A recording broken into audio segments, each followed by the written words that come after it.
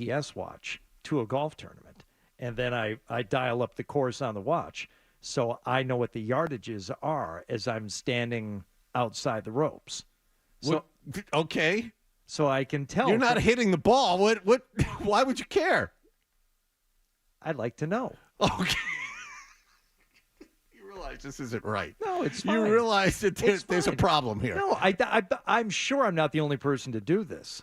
I would say you're probably in the minority. I'm not bringing a laser. Not probably, you are in the minority. I'm not bringing my Bushnell rangefinder out there with me. Well, no, why would you? You got the watch to look at. I'm not shooting the pins, to get the exact yardage. I just like to have an idea. I look at my watch. I'm like, oh, he's got 142 left from right here. I bet he's about 10 yards closer. I bet he's got some kind of a gap wedge, maybe even a sandwich. But you're not choosing the club. What do you care how far it is? I'd like to know.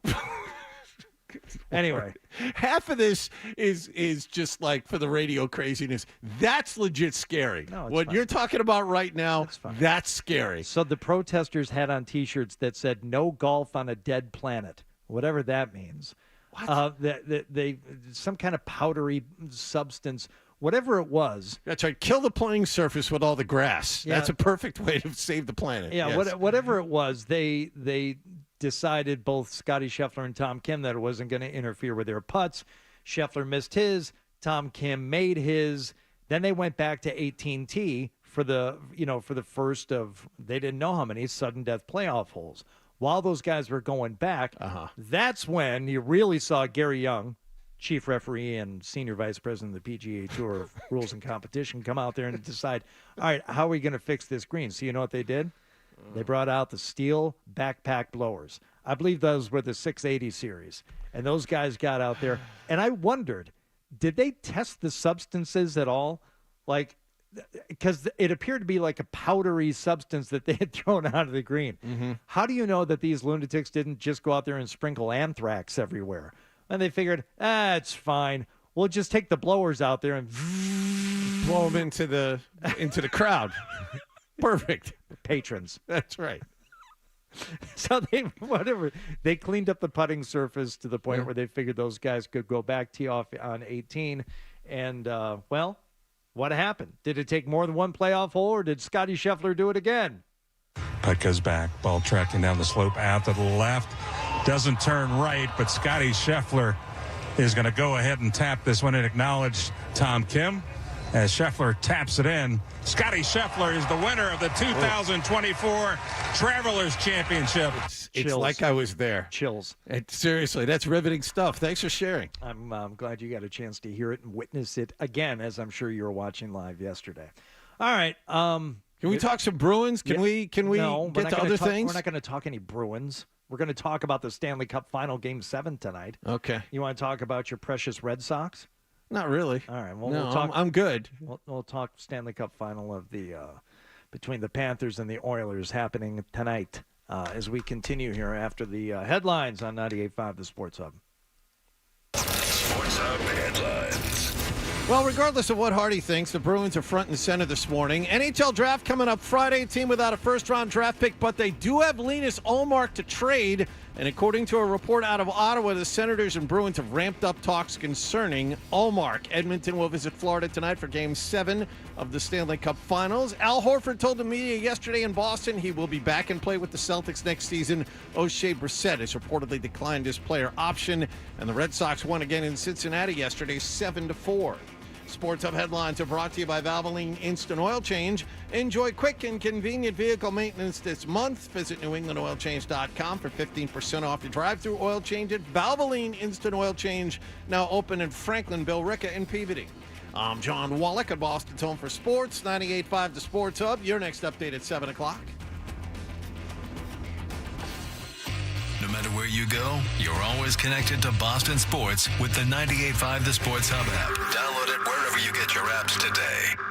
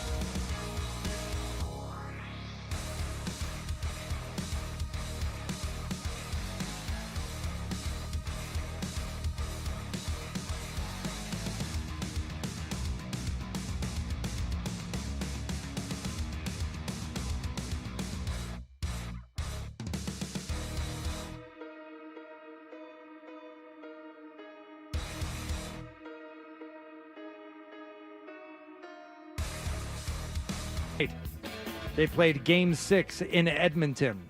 Barkov had it, lost it. We've got an empty net. Ryan McLeod to seal it. Backhander, score!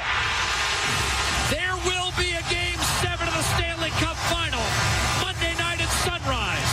Edmonton 4, Florida 1. Now, there was a goal that was called off during that game due to an offside that people were all fluttering about on Twitter afterward. And I understand it changes the dynamic of the game. But when you go on to win as handily as Edmonton did, I don't know that Florida has much of an argument to make. You were up 3-0 in this series. And the fact that and by the way, the play was offside. I hate the rule that you can go back and look at it. But according to the rule, it was offside.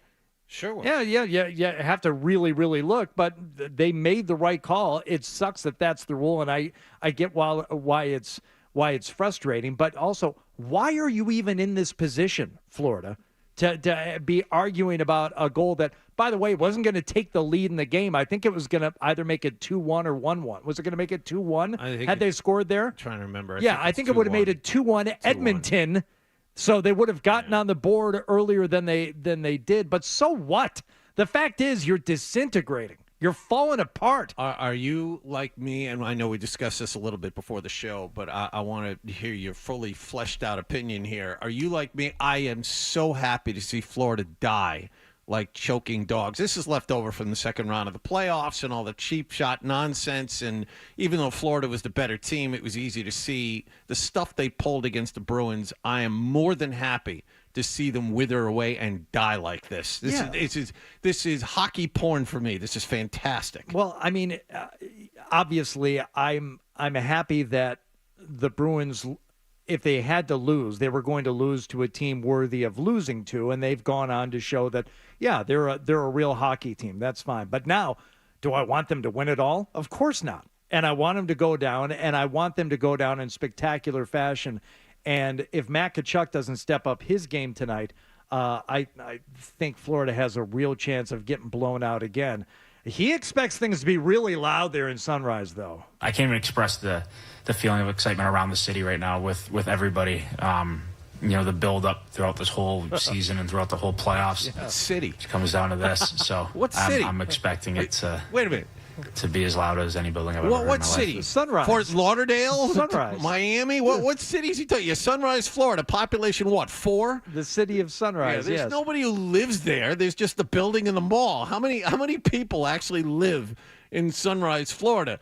I question what he's really sensing there. He says, the excitement. And everyone wound up for it. Yeah, those are the Oilers fans that traveled from Alberta. No, those are the people that are excited. It's not excitement. It's embarrassment. It's got to be anger for the handful of people who actually care about hockey. I'm just going to say the majority of people who live in the area, maybe 2% care. How many Florida Panthers fans are there really? Well, even if they're there, right? And Lockhart says 96,000. It's the population of Sunrise. If you say so. Whatever, it's a Miami team. It's whatever it is. It's not excitement that they're feeling. They're feeling like this is ridiculous. You're up 3-0 in the Stanley Cup Final, and now you think what the fan base, whatever it is, of the Florida Panthers is feeling is excitement right now. They're probably mostly pissed, equal parts pissed, embarrassed, and real nervous that you're going to suffer the greatest collapse in Stanley Cup Final history. Now, if you want to call all of that excitement, fine, give it a name. But excitement really doesn't address what the real feelings have to be for that small fan base that the Florida Panthers have. Ultimately, Edmonton should win this thing. I mean, they have the two best players. The Sergei Bobrovsky has been progressively worse since the game one shutout. Draisaitl hasn't done anything yet in this series. It's time. He's got like three. But McDavid has, and he is the best player on the planet, the best player in this series. He's going to win. Draisaitl's hurt. That's the big word. Okay. Yeah. He's going to, McDavid is going to win the Hart Trophy, the Conn Smythe Trophy, and the Stanley Cup in the same year. Fluto Shinzawa said that Florida's the better team and that they'll win. That's he what did. He did say that when we talked to him. You better believe he did. He told us that last week. Yeah, Edmonton should win this game tonight. They have the better player. They certainly have the better goaltender at this point. They should win. Well, they should have never been down 3-0. That's for sure. But the fact that Florida could win this thing or the Florida could lose this thing at home tonight in Game 7 is delicious. Oh, Absolutely fantastic. Is it delicious? It's delicious. Yes. Hey, Fred. You ever have a Game 7 loss at home in the Stanley Cup Final? It's nice. You like it, right? You like it, right? You ever get sick of it? You ever get sick of blowing in front of your horrible fan base? It throws rats for no reason. Do you ever take a team that's been around since the beginning of hockey and start copying crap they do? I used to get in an argument with Does this ever get old? Do you ever not like it? Having a nice hot grilled hot dog slice? You like it, right? This is not a personal attack on anyone, but there was someone that I worked with that went to Nashville one time to a hockey game, so he was a huge Nashville fan for a day, and he was like, and I'm like, I can't stand it. They throw catfish on the ice. Which is, they're throwing something from the sea on the ice, and I said, look, get it together. The Red Wings throw. It could have been any original six team, like whatever team. Yes. It wasn't because I'm from Detroit. I wasn't a Red Wing fan really, but they were throwing octopi onto the ice. The Red Wings are doing. It was famous especially during their run, in the '90s there, and. Then Nashville gets a team and they start throwing catfish. He's like, what do you care if they throw catfish? Because it's like the epitome of not having your own thing. It's derivative. Plus, the 8 arms of the octopus signify the 8 wins needed to win the cup. Which tells you how long ago it was, which makes it even more special. Yes. Oh, what are you talking about? Well, I'm talking about it's annoying to me. I'm talking about make up your own thing. And by the way, don't make it up the day you get your franchise, right? Yeah. Like make it up make it up like after you've had a franchise for a while. Have something organically happen for Christ's sake. And Nashville's got like a good fan base and they deserve a team. I'm not saying they don't. But don't go traditions are a tradition because I don't know this. I think we looked it up, but the story of the octopus is like, just some schmuck came in there and came in there and just started throwing octopus on the ice and everyone went, ooh. And then everyone else started doing it. And then you saw the home improvement where Tim Steeks went in. Mm-hmm. Tim the two-man Taylor. I did not see that episode. You know what happens in that episode? He dies. Gets hit by a truck. No, they might do a reboot. He gets arrested for cocaine possession. No, but he does get arrested. He gets arrested for scalping tickets. Legend began in 1952 when from Eastern Market. They hurled the octopus into the rink at Olympia Stadium. Yeah, there you go. All right, Toucher and Hardy are brought to you by FanDuel Sportsbook. Make every moment more with FanDuel. Bill Belichick is in a very controversial relationship, but someone has swooped in to save the day. I saw this, and I just went, if I'm Bill Belichick, I'm like, thanks. Thanks, because someone now has put it all in perspective. A former lover of his lover. Mm-hmm. And we will have that for you in just a moment. Toucher and Hardy, 98.5 The Sports Hub. Hey, it's Bill.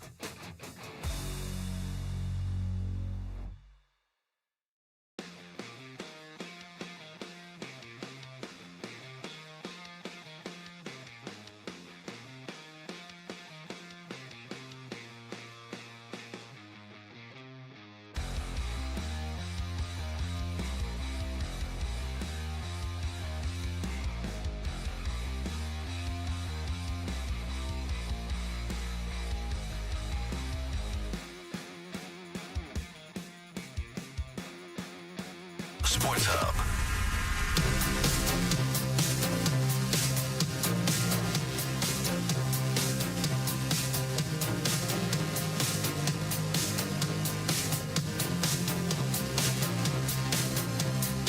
Hey, everybody. We're Toucher and Hardy. Look who made it in. Yours truly. There's actually traffic on the highway at 6:20. I feel a little better about coming on at 6 in the morning now. I used to think we shouldn't come on until 7, but maybe we should be on at 6. Our show is brought to you by FanDuel Sportsbook. Make every moment more with FanDuel, and you can watch us on YouTube. Now there's a reason to tune in. The sex machine's here. Search 98.5 The Sports Hub on YouTube and subscribe to keep up to date with everything. So, have you been having? Do you have anyone in your life that is like really defensive over Bill Belichick's relationship with the 24-year-old woman that he met when she was 21? Just the one guy on Twitter who reached out to me a second time after I was talking about him on the air, and was like oddly defensive and supportive of it. I'm like, all right, dude. I know a girl that's like super defensive of like just the not because it's Belichick, but just because of the relationship in general. And I'm trying to explain to her that it's not necessarily it's certainly not only the age difference that makes it. And I'm trying to, I know other people's opinions. This is my opinion, is that it's not the age difference. If it was anyone else, the age difference, I would just be like, oh, that's weird. But again, Mick Jagger has been with like 30-year-old women. He's 80, and that doesn't even seem weird to me. So it is. I've done the mental inventory, and what I've found is that it's because it's Belichick.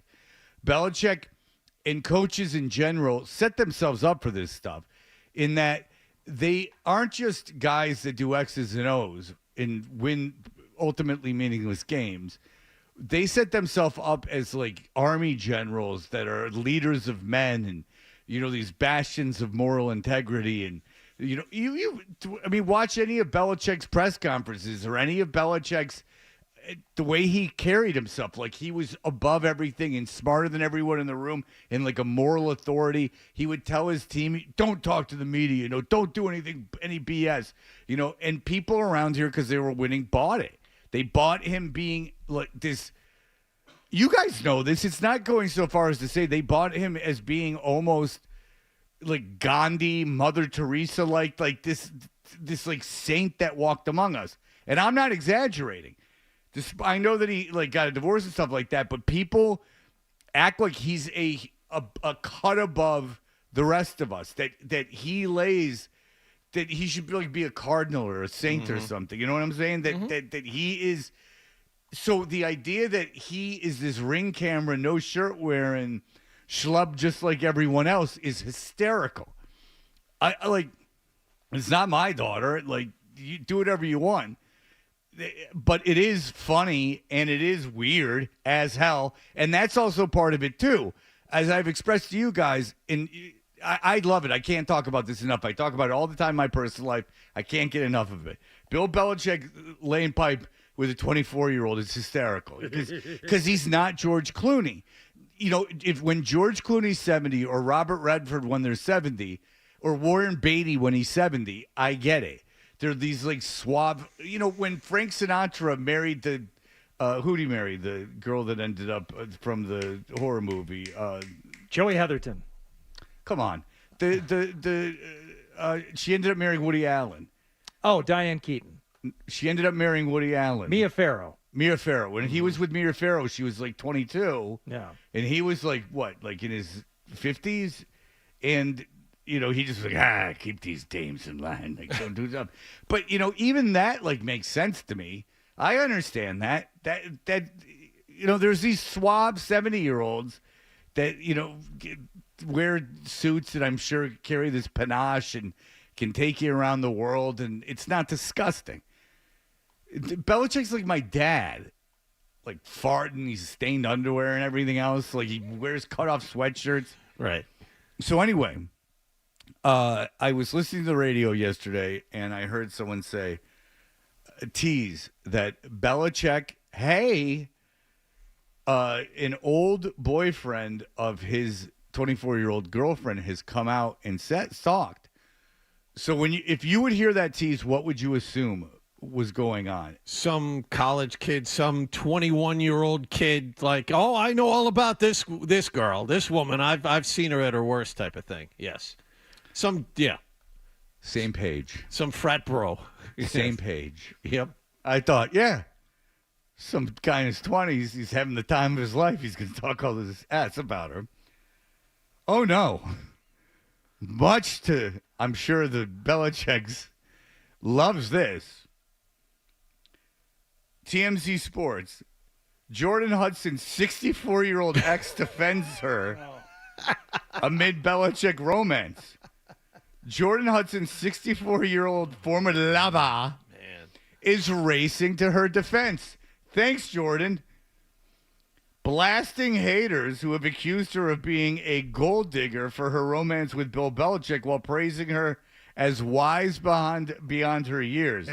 Now, it is funny because Jordan Hudson is 64-year-old retired janitor. So she was not after his money. Oh, no, that's not true. He's a very wealthy businessman.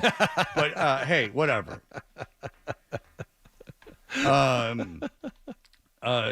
Joshua L. Zuckerman.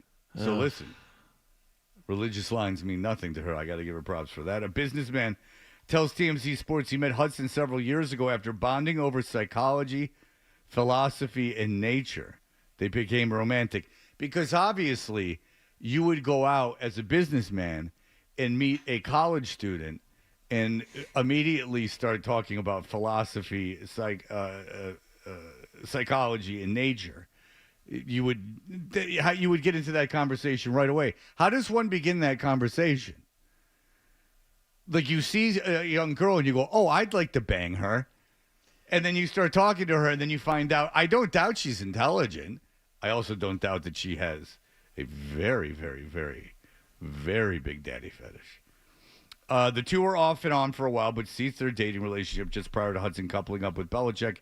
He still remains friendly with the 23-year-old cheerleader. I guess she's 23, my bad. So he's 50 years older than her. Through her time with the future Hall of Famer, he said in a statement to us this week that he's appalled by some of the negative things that have been said about his ex online. I've been getting calls left and right from news stations about my relationship with Jordan Hudson, he said. So he said, I'll talk to TMZ. I've been involved with Jordan platonically and romantically, humble brag, and I consider her a good friend. I feel bad that she's caught up in this whirlwind. He continued, I'm a former business owner in the healthcare field, because he wears Depends. We regularly discuss business and shared interest in psychology. I'm sure he was like, what's the next move? I got this big company. I mean, what do you have to say, college student? We discussed business and shared interest in psychology, philosophy, and most important, our love of nature. Meaning, don't put a razor near anything. She is wise beyond her years, much more than any 20-something I've ever met in my life. And believe me, I've ran through them. The narrative about her character is not fair to her. I don't know the narrative about her character. It's just I think more people think it's weird. Zuckerman implored everyone to stay out of Belichick's business, adding, to be honest, I wish these internet trolls and paparazzi would leave her alone. You know what would have been a solution for that, guys? Not taking her to Gillette Stadium for the retirement of Tom Brady. People left them alone. There was one photo of her, and that was when they were in New Orleans together, and people left that pretty much alone. No one really researched who the girl was or really claimed that she was anything. You know what blew this up? Them going to the Brady thing together. Now, is it fair anonymous people are contacting them on Twitter? No. But Belichick should know that you are wildly famous. You've set yourself up as this demigod. And, this is going to happen. Like, people are going to start asking questions. It's odd. She met the 72-year-old Belichick on a plane ride in 2021, so she's 23. She was 20. After staying friends in the aftermath of the flight, they began dating in 2022. Did you know that? I did not. So they've been dating for a long time. But the thing with the relationship is, I haven't heard that much about her and people talking about her. She's very intelligent. Yeah. But in terms of like anyone who's been critical of it, and this all comes with the default understanding it's none of our business, fine, whatever. It's our business. It's entirely our business. It's absolutely our business. He took her to the Brady thing. We're going to talk about These aren't telescopic lenses catching them, like on a private island. They're not chasing these people back to his home. But no, now the paparazzi's after them because it's hysterical. No. Originally, they weren't, though. That was the thing. If he's been dating her since 2022, I was completely unaware he was dating her until he went to the Brady thing. And no one even, like, behind the scenes told me he was dating a young girl. I can't, and I haven't heard that much about her. It's mostly about Bill. And one of the things that I think it was Felger who said it, which just kind of encapsulates everything. You're looking at Bill and what he's doing in dating this 23-year-old, and I think Felger just said, get it together, man. Like, what is the matter with you? Like, that.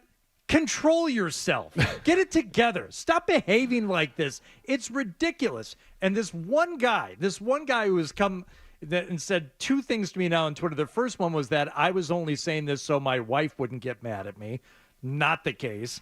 That's ridiculous. And this other one, he said, women are attracted to status and power and obviously money. Men are attracted to young and beautiful women. A man with Bill's resources doesn't want an old woman his age, and she doesn't want a young broke guy. Men and women want different things. Okay, well, number one, very smart to paint everything with a broad brush. That's number one. And number two, you know what? Some women are attracted to money and power.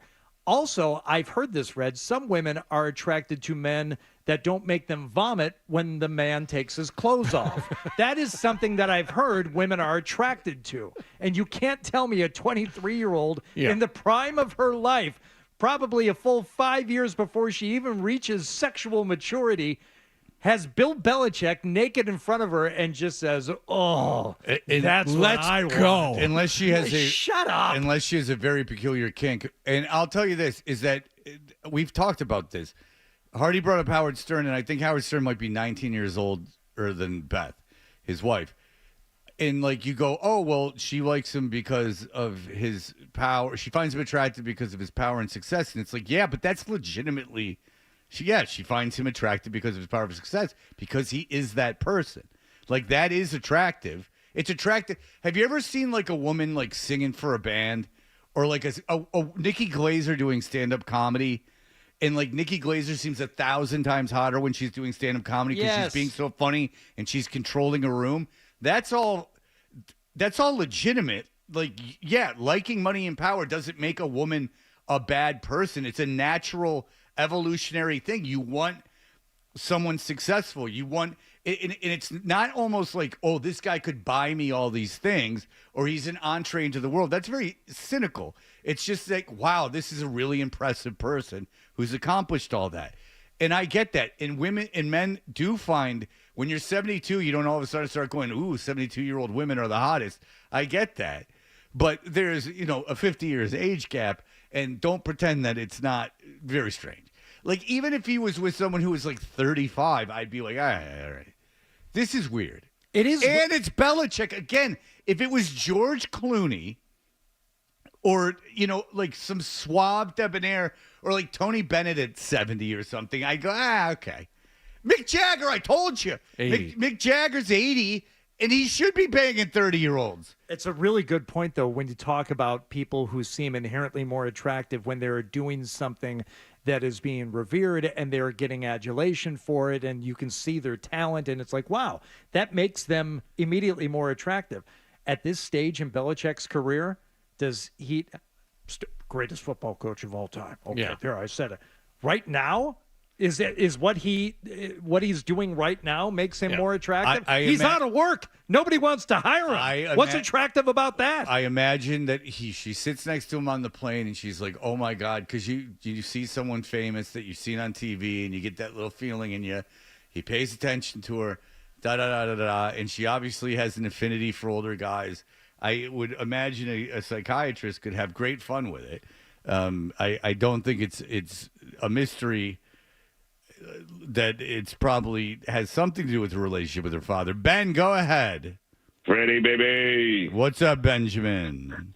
Love to the Twitch station. You know who really is looking forward to how this all plays out? Yeah. New book series coming right up. Rocky Suarez looks into the goat and the kid. Yeah. Rocky Suarez had it with the starting quarterback. She liked balls that hung low. Drinking the OJ has a new meaning. She's a real natural. Yeah. She said, hey, the Metamucil's been poured. Get up. The young cheerleader walked up to the old head coach and said, "Hey, fatso. Let me get those diapers off of you." Rocky Suarez loved one thing, and that was incontinence. She said, "Get Sexy." She liked old guys with lots of snot that were constantly clearing their throats. Bill snorted, and she said, What the Bill could have gotten the hottest 40-year-old in the world, but he decided to go for a 24-year-old. That was just all right. Nothing like a good tushy. yeah, that's great. Yeah. And she loves a good tushy, a good old man tushy. I think I'm being, like, extremely fair about this and not even really, though, like... No, Felger really laid into it. Going after her about this, it's Bill. Bill, what are you doing? What are you doing, Bill? How can you not see that this is off? There's something off here. Right, because you had positioned yourself as like this demigod, moral, superior person for all this time, and now you're just like any other schlub. You're taking advantage of your fame just like anyone else. And what's worse is that you've seen someone for, oh boy. Did I show you that thing that there would be a possibility that I could be in the same room as him? With Bill? Yeah. Yeah, Did I show that? Yes, to you showed that to me. Yes. Was it on Friday when I was at the Travelers Championship? Yes, it was. It was at Friday. River Highlands, Cromwell, Yes. Connecticut. Yeah, it would be pretty funny. Is that happening or not happening? No, I can't, but because I'm not going to be around. But I haven't. There was a thing where I could have been. There was a moment in time where it was possible. If I was not out of town, there was a chance that I could have been with the two of them. But that never would have happened because the person would never have let me go. But it was an invitation was extended to someone that I know. Oh, I think all right. Yeah, you kind of know. Yeah, all right, Eric. But All right. I can show you the Sure, text. that's fine. Eric, go ahead. And I was mentioned. Hey, Freddie. Yeah. Hey, Freddie. Yeah, no, I appreciate you reading my email the other day that we were talking about this, and I'm not sure quite what the agenda is with this girl either, but my buddy that I was telling you about, that he doesn't even listen to sports media or radio, so he just kind of told me about it, what had happened, and we all thought it was Linda Holiday that was squatting at his Nantucket place, and my buddy was like, you know, he's telling me this girl made Belichick's life hell not leaving Nantucket for like 6 months or something like that, and I was totally caught off guard by that whole situation was this, and there's definitely an agenda from this young lady, as common sense as it should be for us, but there's definitely some agenda there. But and he bought her a white Porsche, I guess. I don't know if you've heard about that. She showed up in it. Oh boy. Oh yeah, Fred. She showed up in it to the Brady thing. I saw something about that. He bought her a white Porsche, and yeah, it's definitely a comical situation, man. I'm loving this. I think it's hilarious. Yeah. So if you don't know what Eric's talking about, he sent me something through someone who he sent me the text exchange with someone who he claims to be in a situation where he would know about this. And it does make sense now. If they've been dating since 2022, you heard someone was squatting in the Nantucket property and causing Bill problems. And it never made sense. Knowing people that like kind of like are around that, like Linda Holiday is loved by everyone. Like Linda Holiday is not like some victim. She's like a powerful, like intelligent, attractive person, and I guess she's got a lot of friends like in high places and stuff. So it never really made sense to me that she would like be squatting there because it's such a small community and she's so popular there. Like, and she's got her own money. So this guy saying that the guy that he was talking to was claiming that it was this girl that was squatting the property. Now that if they had been dating since 2022, the timeline lines up. So. I don't know. I think it's funny. Yeah. Reese, you stupid a-hole. I'm going to go buy this broad a Porsche. Don't bother me anymore. Next question. Yeah, I'm going to take this 24-year-old to the biggest event that I'm going to be to, probably for the rest of my life. And open us up to a ton of scrutiny, because that's the way you play the game. I don't know, Mike. Do you have your papers in order? I don't know. Do you, Bill? Do you have your papers in order when you're common law married because she won't leave your Nantucket house? All right, very good. We'll be back. We're going to be joined by Jared Weiss and Jay King. I'm sorry, Jay King. And I wrote Jared Weiss because I'm not happy with him. Jay King. You look at me for. You wrote his name down because you're putting him on your list. He's on my list. We're going to talk to Jay King, not Jared Weiss. We're going to talk to Jay King. We'll be back in just a moment. You're listening to Toucher and Hardy on the Sports Hub.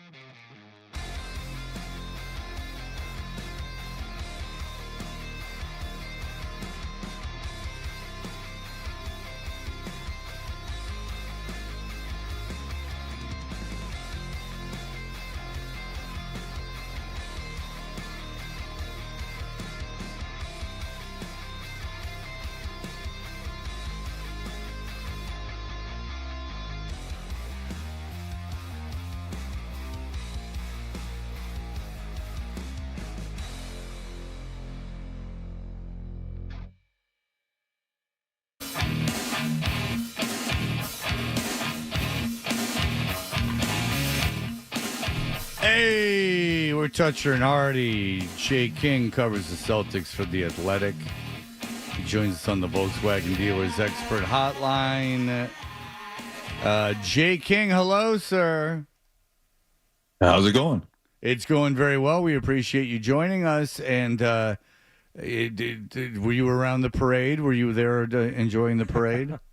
So I was not on a duck boat or anything. So I didn't experience most of it. I saw it on Twitter like most of the people when Joe was going crazy and when Sam Hauser was having a really good time. So I caught up mostly through Twitter. Would you like to know someone who was on a duck boat? I'm not lying. Would you like?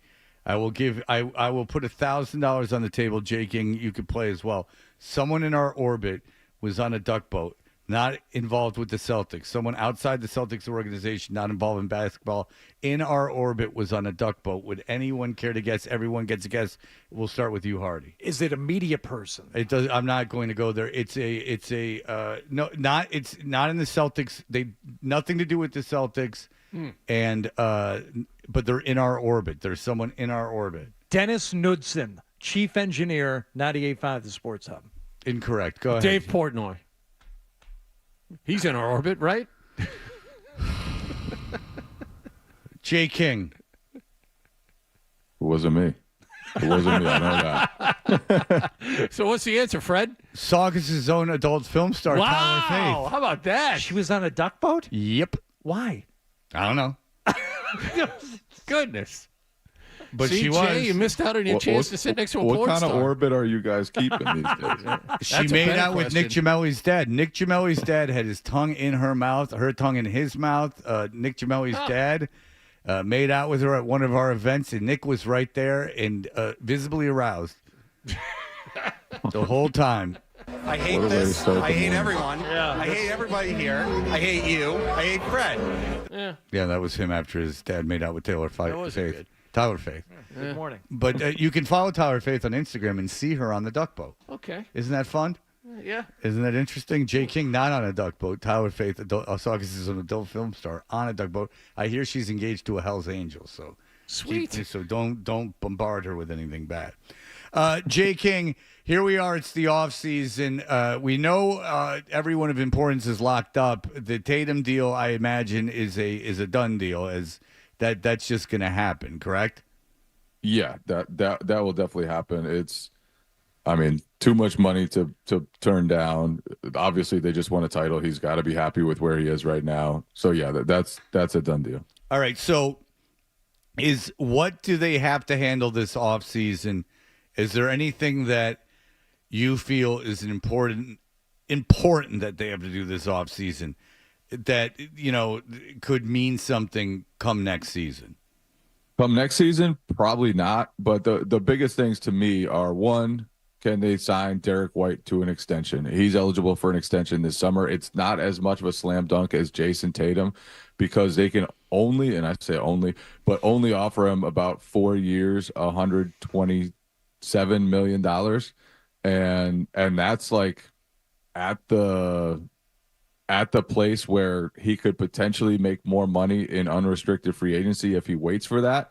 So, but he loves Boston. Obviously, they just won a title. He was a huge part of that. He has professed his love for Joe Mazzulla, so it's a place where he wants to be.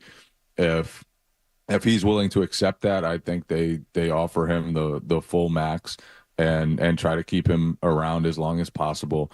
And then the other piece is what they do with Sam Hauser. So he could be entering the final year of his contract, but he's another guy who could sign for a longer term deal. So what happens there will be interesting, and see if they try to lock up their entire rotation for longer term deals. Right now, everybody's coming back. It just depends on how long that will be for White and Hauser. The new CBA rules are really tough on teams. The Celtics appear willing to spend however much money it takes to keep this core group intact, but in their ability to repeat as champions, it seems, looking at things, it's not so much about the Celtics, it's that the rules limit all of their possible competition from adding anybody of impact. Yeah, they got very fortunate that that they had a window to add Porzingis and add Holiday right before the rules became fully concrete. And so a lot of teams are going to have, like you said, trouble kind of matching the firepower that the Celtics have built. And they'll have their own internal problems that could pop up. Al Horford is 38 years old already. Can he stay as dependable as he has been for his entire career? Like the money will eventually add up. Like once Tatum's extension kicks in, not this coming season, but the following year, it's just going to be enormous tax bills that the owners are facing. And the penalties for keeping a roster like this together in the second apron era are going to be fierce. But they really did luck out with the timing of when they assembled everybody in a world where the NBA is trying to, disperse the talent and go toward parity. They were able to assemble a roster basically loaded with all-star talent or near all-star talent in the top 5 or 6. So they've done a great job of assembling this. They could have staying power. There are a lot of things that can fell a team like that, but they're in great shape right now. The other big question is the coaching staff. I was reading over the weekend that the Celtics plan to elevate Sam Cassell to top assistant. He replaces Charles Lee, who just left to take over in Charlotte. How real is it that Cassell could go somewhere else? Yeah, Cassell, he's a guy who, people have a lot of respect for him. He's been around the game for a long time. He won a championship as a player, now a championship as an assistant coach. He worked closely with Jason Tatum this year and seemed to have a good rapport with him. So he's worked closely with stars in the past. He has a great, loud, boisterous personality. So he's somebody who's respected around the league, and definitely there could be competition for his services. Yeah, I don't think that Cassell came in and immediately put a target on Mazzulla's back, but he had to have been thinking, if this goes south, I'm going to be in a nice position here to take the team over. But as we stated immediately after they won, Joe Mazzulla is now a made man, and he's not going anywhere. This, got the team right where they want them. So whether it's Cassell or anyone else on that staff, they have to be looking elsewhere if they're, looking to move up, and especially into a head coaching job. Yeah, and I think last year one of the impressive things Joe did was balancing a coaching staff with guys who were really respected. Charles Lee on top of Sam Cassell. Charles Lee, who's taken the Hornets job and will start there, probably has started there already. But he was a guy that everyone knew was a head coach in waiting, and so the Celtics hired him. They hired Jeff Van Gundy as a consultant. So there were a lot of people that you could have looked at from outside and thought, this could be Joe's successor right here. But Joe was secure. Joe involved everybody. Joe empowered everybody. And I thought the way he managed this season, the way he got buy-in from everybody, the way he was able to convince great players to give up touches and shot attempts and be okay with that, I just thought Joe did an incredible job. I thought his development from year 1 to year 2 was a huge reason why they were so dominant this season, why they went through the playoffs as easily as they did. I just thought Joe did a great job coming back stronger and coming back more like himself, and just coaching to his own personality in a way that he was never afforded the opportunity to do during his first year, just because of the crazy circumstances under which it happened. All right, Jay King, we talk, we know what's going on in the West, in Oklahoma City and Minnesota, and I guess even Dallas. But in the East, is there anyone who can add this year? You mentioned about the salary cap, Philadelphia, the Knicks. Is there anyone that could add and perhaps be more of a factor this coming season than the Celtics had last year? I think both those teams are the main ones. Philly has a lot of cap space to use to go try to get a third star next to Maxey and Embiid.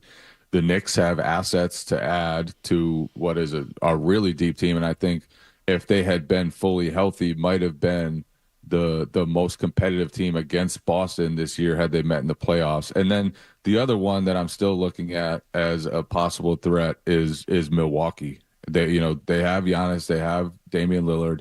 Things did not go well this year, but I think with a few tweaks to that supporting cast, get a little younger, get a little more athletic, and then have Doc Rivers for the full season, see what happens with a bit of continuity with the coaching staff, then you can start to see what would happen there. And so I think those three are the teams that I'm kind of looking at. And then can Indiana take a step forward? You know, they played pretty well against the Celtics in the playoffs. Can Orlando, another young team, go out and get somebody? You know, they've been rumored to be looking at shooters, and I think if they get the right shooter or two, then that roster could look different next season because they're already big and tough and athletic. So, yeah, that's kind of what I'm looking at. So it might be, you think, a little tougher next year, perhaps, even though they're competition-wise. I mean, I know the Celtics will be better equipped because they have this experience. And then the other piece of it, and Cleveland's another team that could kind of change things up this summer. I think they will change things up this summer. But the other piece of it is, like, every team was hurt. You know, the Miami, Jimmy Butler was hurt. Philly, Embiid was hobbling by the time the playoffs arrived. Milwaukee, their two stars were hurt by the time the playoffs arrived. So I think just if the East is healthier, it should be more difficult. I should have mentioned Miami too. I think Miami's always in shape to take a swing, and we'll see what happens. The Pat Riley's comments about Jimmy Butler after the season were strange, and I think a lot of people are wondering what's going on there. But so I don't think it will be as easy a run for the Celtics next season if everybody's as healthy as they want to be. If everyone's a bit more healthy than they were this season. All right, Jay King, good stuff. Read him in The Athletic. Thank you so much for joining us, and we'll talk to you when the next time the Celtics do something. We appreciate the time. Thanks for having me, guys. All right, there Thanks, you go. Jay. All right, we'll be right back. We have a very special guest on the line, plus so much more. Sports Hub headlines. Trade talks between the Bruins and Ottawa Senators are heating.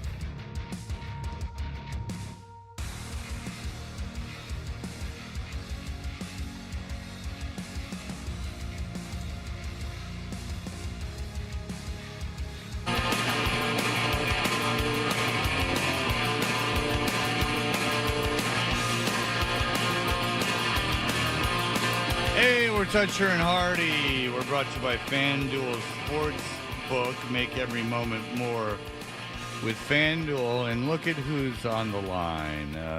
Rock and Roll Mike, hello. What's going on? Can you hear me? I can hear you. Are you sure? I said I can hear you. Yeah, Toucher and Hardy. Hi. Yeah, number one. Thank you, Rock and Roll Mike. Toucher and Hardy, number one station in the nation. What's going on? All right, where you said you were in Europe, Rock and Roll Mike. How'd it go? I was in Europe. I was in Malone. Oh, and what were you doing in I was Malone? in Malone. Yeah. What were you doing in Malone? Me, I was singing my Kiss songs. You were singing Kiss songs in Malone? Were you getting it in the on? street. Yeah, I was rocking and rolling, as I always do. And that's what I do. So I was, and I came back, and I was going to come out to the parade, but I couldn't make it. I couldn't do that, man. Why? Because it's too early. All right. Yeah. That's bedtime for me. Rock and Roll Mike, what do you want to say to young musicians across the country? I say to young musicians, keep it going and keep it flowing. And I say to every kid, stay in school because school is cool. And that's it. So do as you say, not as you've done. What? So to follow what you say, not what you've done, is what you're saying. No, I'm not done yet. No, I came back to the United States. Yeah. Because I had a situation with my family, and I had to take care of something personal. Oh, Rock and Roll Mike. So now I'm going back. Now I'm going to France. I'm going to France. How were you? And I'm going to England. Well, how were you received on the continent on the first trip over? What was the audience Excuse like? me? How were you treated? How did the people enjoy your performances? It was very nice. I can't speak too much on that live on the radio, but yeah. It was very nice. It involved royalty, you're saying? It involved the Epstein Island? I can't get into too many details. All right. But it was definitely... But I'm going to France. I'm going to Paris, France, and then I'm going to London, England. All right. Can you leave us with a song, Rock and Roll Mike? Sure. Go ahead. Absolutely. All right. What do you want to hear? Freddie. Give me what do you want to hear? Give me whatever you got, baby. Whatever you're working on. You want to sing a classic, go ahead. All right. Here we go. Here we go. All right. I'm just waking up, but here we go. How about some hot balls? Something Girls. Run down on that strip. Girls. Don't you feel the nose? You're killing me. Yeah, you're breaking my balls, my hot balls. Oh, his rape whistle. Boy. It's a disco whistle. I think that's more like, excuse me. My toy. This deal's gone sideways. I love all of you people. Rock and Roll Mike, stay in touch, baby. We love you. I love all of you. I love all of you. All right, thank you, Rock. Hot balls. Oh, yeah. Come on. Hot balls. Hey. I don't remember. Tim emails us off, and he says, good morning, gentlemen. First off, thank you for your service after hearing more about Hardy's time at the Travelers Tournament where you were this weekend. Yeah, Travelers Championship, Cromwell, Connecticut, TPC River Highlands. I wanted to pose a multiple-choice question about what would pique his interest the most. Number one, walking the course like a lunatic prior to an event looking for who knows what. Number two, pursuing the aisles of a Lowe's or Home Depot, whistling with his hands in his pocket. Or 3, a woman built like an ironing board with an old dirty hat. Oh, with the ponytail out the back. Yeah. These are 3 things. I give credit to Tim, and that's why I'm reading an email because we only have a couple minutes. But I needed to ask Cardi this because I think it's such a good question. These are all 3 things you would enjoy. Yeah. I mean, I know the answer. Walking the golf tournament before the actual event takes place, just walking the course, that wouldn't do it for me as much as whistling and walking through the aisles of a Lowe's or a Home Depot. Hands in pockets, just. Because look at that. This Thursday, Hardy will have 3 bets. Middleton will have 3 bets. And whoever does the best, the other person has to go spend time doing what the other person wants to do. For instance, if Kendra wins, let's do this first. If Hardy wins, Kendra, much to Hardy's delight, Kendra will go with Hardy. He's going to get a gift card to a hardware store, and Kendra will follow him around while he peruses. And it's like the old Wheel of Fortune. Like he has a certain amount of money, and he can just get whatever he wants, and he'll explain things to Kendra, and she'll go through that whole process. And then, but if Kendra wins, Kendra does a segment on her Instagram every week called Things She Gets on the Internet as a Female. And they're like, penis pics and things like that and like terrible things people are saying to her. And Hardy doesn't like that bit for numerous reasons. In fact, he doesn't understand if she doesn't like it, why she does it. And Hardy will be there while she films it. You understand this is a lose-lose for me. I was just going to say, this hurts Hardy way more than it hurts Kendra. I don't think Kendra's going to have trouble in a Home Depot. In fairness, I don't think Kendra's going to want to walk around a Home Depot with Hardy. I don't want to spend time with Kendra, period. I understand that. That's why it's even more funny to me. Well, I'm glad you're being But amused you're getting by a gift card, so it's worth a gift card. You're a guy who's taking jobs for literally probably less than minimum wage and doesn't want to give them up. Fair. So a gift card is something for you. So you are getting something. That's why I brought up the fact that you would get a gift card, because I understand you just going to a hardware store with Kendra, it wouldn't pique your interest. Okay. But you with a little cash in your pocket. Before I go down any further on this road of folly, who is providing the gift card? Kelly said she would. She's going to get the gift card. Yes. Okay. And if she can't get it, I'll get it. It's worth it to me. How much is a good amount of money in seriousness? How much is it? Because we don't have a lot of time. How much money is like a sufficient amount for you to like go like, ooh, okay. Like, I can do a lot of damage with $200. All right. So $200 is like a fair amount. I can't imagine that would be a problem with the station getting it, but if not, I can certainly give you I've paid $200 for less. Believe me. I've gotten a lot less for $200. I've gotten, for some reason, I have my son's Lyft account, and no matter who has my son at that Fred's paying for it. So I paid $200 on stuff that literally is just throwing it into the air.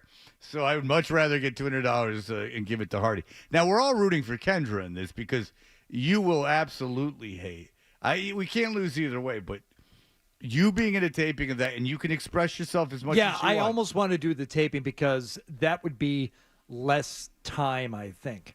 No, I will concede you don't have to go to her house.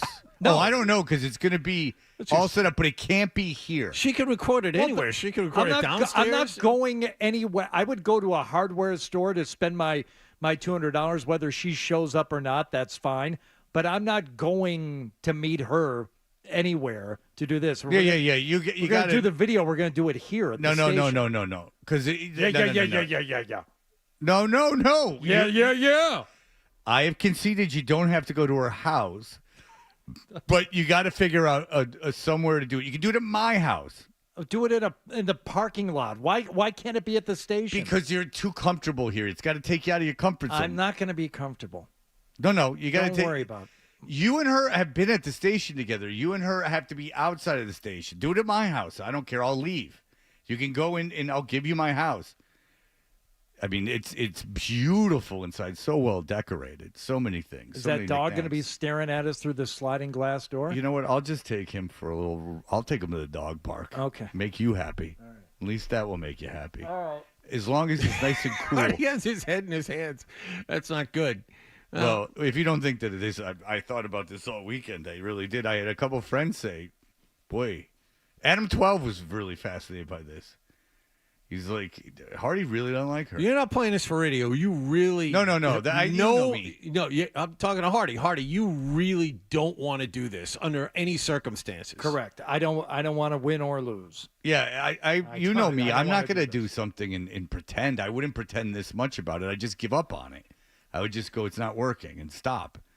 I'm not going to pretend that he doesn't like something. He really doesn't like it. That's why it's funny to me. I don't know why either. You know, I've figured it out. Like if I don't think something should bother someone, then you lean into it. Then I lean into it. Now, and that's unfair of me. But like, if I don't think it's anything bad, and if someone really hates it, yeah. I mean, there's nothing hurtful going on. No, but that's why I think it's so great. All right, listen. What is hurtful is Tyler Milliken's cousin's audio being waited till 8 to play. Tyler Milliken's cousin was out at the parade. We'll have that for you. Hey, fellas, Big Jim here. Make this summer yours.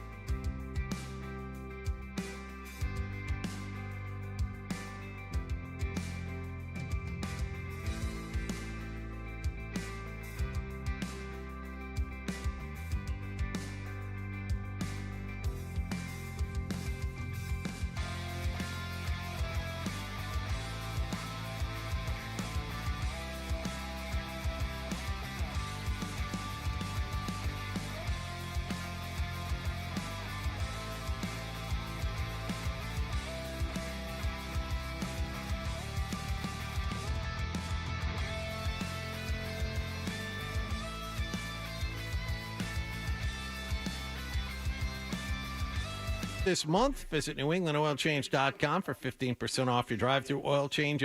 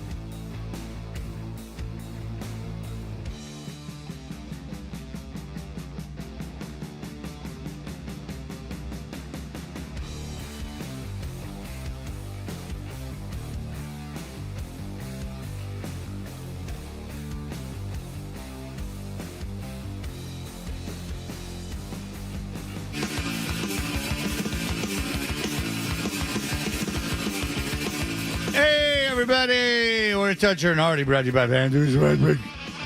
Make every moment more with FanDuel. Do yourself a favor and watch this on YouTube. Just simply search 98.5 The Sports Hub and join the literal 2,000 people throughout the day. The Sandins are in their 60s now. All right, here's the deal. It's a shame because he's not here. Tyler Milliken's cousin only comes in on Tuesdays and Fridays is when Tyler... Thursdays. He comes in here all fresh-faced. He's got a nice gold chain on. You know him from hits such as this. For a logo 3, Ooh. He doesn't mind, but what he said was, I am the one. Celtics will dance on the floor in the finals. So you know that. We never asked him to do that, and I'll give him a lot of credit in all sincerity. If you're an intern and you want to do something, just present your material. You'll get recognized. See people hanging in the bar in the evening on a Thursday night. A little light is shining off the parquet. Lets me know everything's alright. Banner 18 makes me feel fine. Bannering up the rafters in my mind. Hardy, your production should not be overlooked. I just noticed for the first time you put win there, which I do think is a little touch that is subtle but brilliant. All right, so here's the deal. We don't ask him. I want to make this clear. Like, we don't ask him to do any of this. I swear to God, we don't ask him to do any of this stuff, and that's a credit to him. So he came to us, and we've been playing a lot of street audio, and I guess thankfully for everyone, like Nick and everything, and you got great audio, especially that woman. A lot of people at that dinner. Oh my God! We're talking about the beers lady. Well, and not only the beers lady, but the other people that he came across. I mean, man, these nothing. Down the suck, broken throat, sucking. Yeah. Cocaine. from here. But the Celtics lady, I mean, she was next level. I mean, she's just taken the town by storm. You sound like you're from Paul! Yeah. What do you do for work? Your buddy doesn't have a job. Yeah, she's fantastic. I actually... Bees! A lot of people sent me pictures, not a lot, a few people sent me pictures from the parade of women that they figured might be her. Bees! And they were all correct. They both pretty much all look similar. They all look similar. They were messes that were drunk. Smash you the balls! That were standing on stuff with like knockoff Celtic shirt on. But Tyler Milliken's cousin, it's funny because, yeah, that's right, drunk lady. He goes to Hardy. Hardy's his conduit to the show. That's who he feels comfortable dealing with. Because I'm a nice guy. That's his Quincy. Well, that's his Quincy Jones. I think we can drop that facade. Yeah. You're not a nice guy. No, you're not at all. I did. You know what? I decided I'm going to start being nicer. No, don't. Don't. What's the change? Why now? No, a nice guy. do not. No, not on the air, off the air. Okay, I don't care what you do off the air. I'm trying to be nicer to people. No, on the air, you keep that. On the air, you keep this up. I like having someone. I'll be my real self on the air, and I'll be fake nice off the air. Because another guy that is considered a dick in studio, I'm enjoying. This is actually something I'm enjoying. I like getting to lay back and not be the dick occasionally. Because there's got to be one, or it's going to be awful boring. All right, so here's the deal. Tyler Milliken's cousin, for whatever reason, came to Hardy and he said, I want to bring a sign. I'm going to the parade with my grandmother. I want to bring a sign with lyrics from my songs and a boombox or whatever the hell it's called, or Bluetooth speaker that plays my songs, I guess to get noticed. Like, he was very into people at the parade knowing who he was. Am I saying anything wrong? No, that's about right. Yeah. Yeah, so, like, we didn't go, like, this is not a good idea. Like, this is not an idea that's going to make good audio.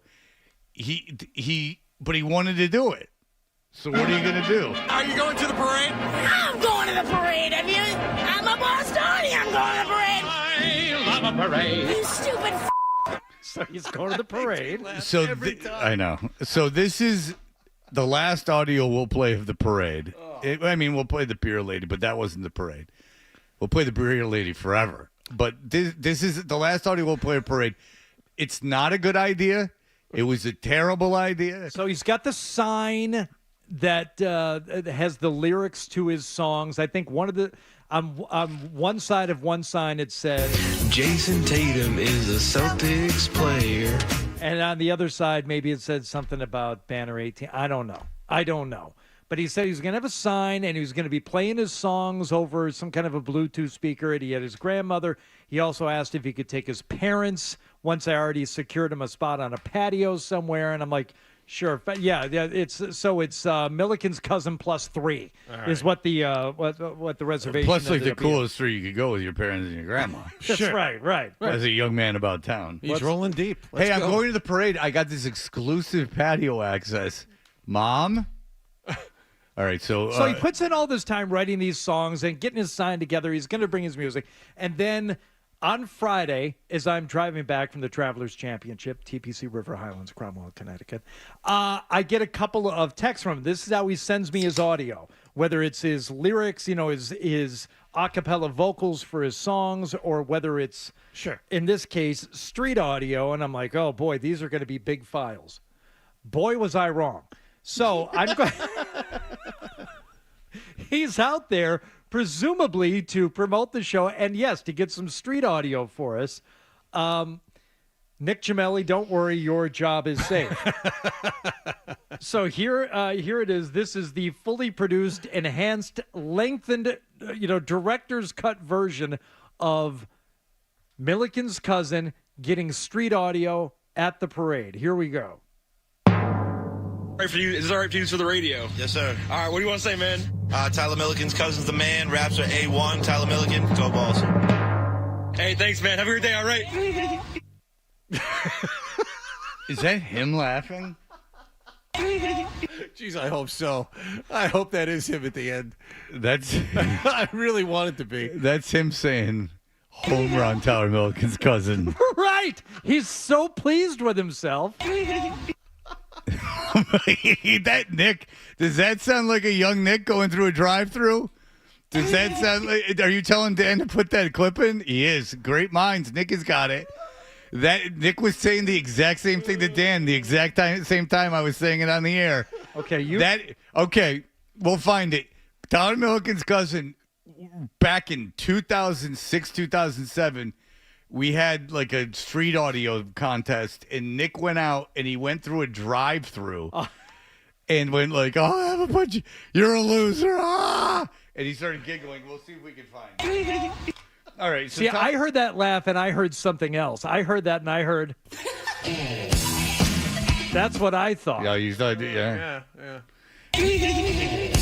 Now that we know the model the cover of Rio was based on. Have a great day, all right? Now we know that who the laugh was based on. Yeah, okay, here's Nick's giggle. It's close.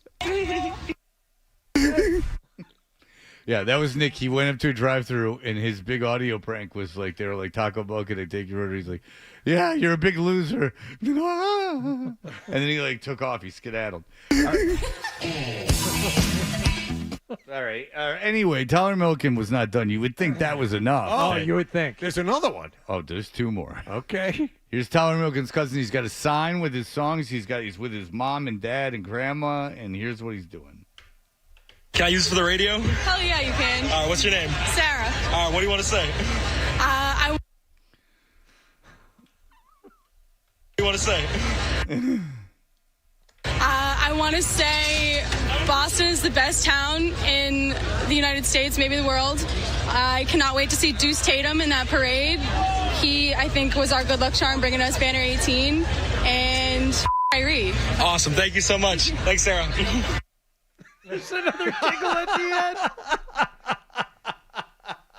It's him. It's him. Stuck the landing. Yeah. Got it. So he's got the more forceful giggle, and he's got the gold again. But he really dug deep. That is it.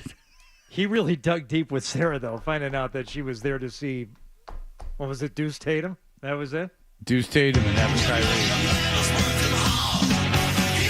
Deuce Tatum. Kyrie. Awesome. Thank you so much. Thanks, Sarah. Yeah. Deuce Tatum and that tracks. Deuce Tatum and F. Kyrie. Those. If you're there to see Deuce Tatum, chances are you're saying F. Kyrie. Right. Deuce Tatum. All right, what do you want to say? That is the cat who ate the canary, my friend. He's like, the people love the songs. Wait until they hear this. Oh. I asked the girl what was Deuce Tatum.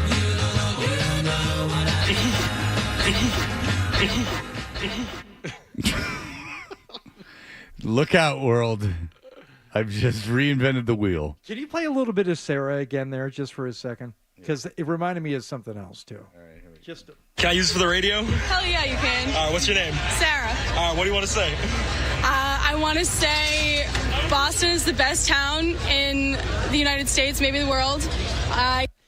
Do you remember Miss Teen USA a few years ago when they were asking her the questions about the... Yeah.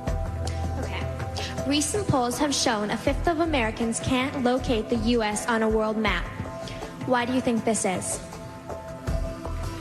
I personally believe that U.S. Americans are unable to do so because some people out there in our nation don't have maps, and I believe that... Okay, all right, very good. Yeah. But I mean, you could almost hear the two of them together. Recent polls have shown a fifth of Americans can't locate the U.S. on a world map.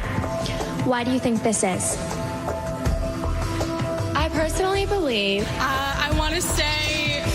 that U.S. Americans... in the United States, maybe the world... are unable to do so because... Kyrie. Thank you very much, South Carolina. Thanks, Sarah.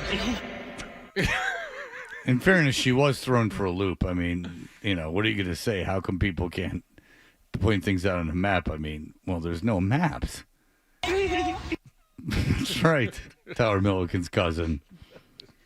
And he didn't resort to, to base humor like his cousin, Tyler Milliken's cousin's cousin, Tyler Milliken, who just takes his shirt off and shows his big pepperoni nipples anytime there's a triple in a stupid game. All right, we'll be back. We'll be joined with Jim McBride. It is NHL Draft Week. Will Linus Ullmark be leaving? That is the tale we will tell. Deuce Tatum. Awesome. Thank you so much. Thanks, Sarah. More Toucher and Hardy on the way.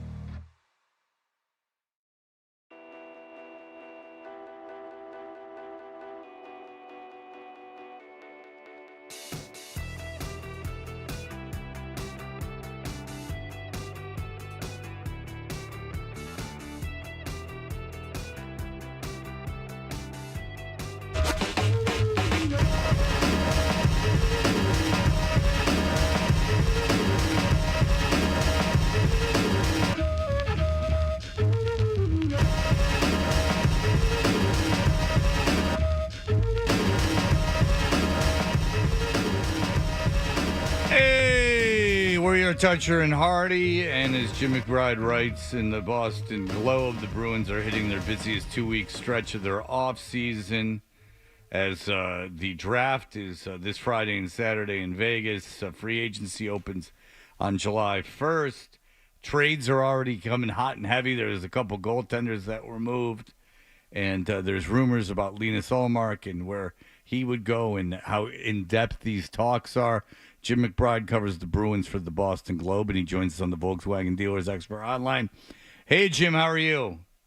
I'm doing well. I'm still trying to get over Hardy's hijinks on the 18th green at the Travelers yesterday, but other than that, I'm doing well. Jim, I'm glad you were able to join us this morning. You must have just been beside yourself as a golf journalist and just a capital J journalist in general to see that type of disrespect to the greenskeepers and to the fine people, the Travelers Championship.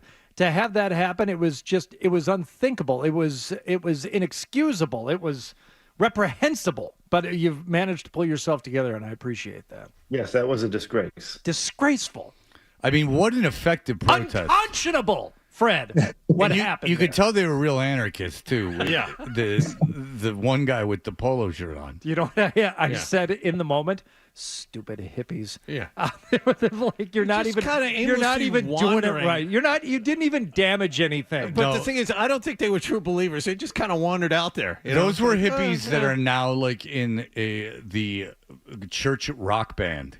Like, they're at some like Unitarian church that has a rock band that plays it once a month after services. Like if they really wanted, and they say things like, if you want to check out some good rock and roll, we'll be playing at 11:30 after the 10 o'clock. Jim, if they really wanted to disrupt that thing and cause them all kinds of grief, just make a beeline for the line of the putts for either Scotty or Tom Kim, and just start, stomping your feet or clawing your fingers into the grass.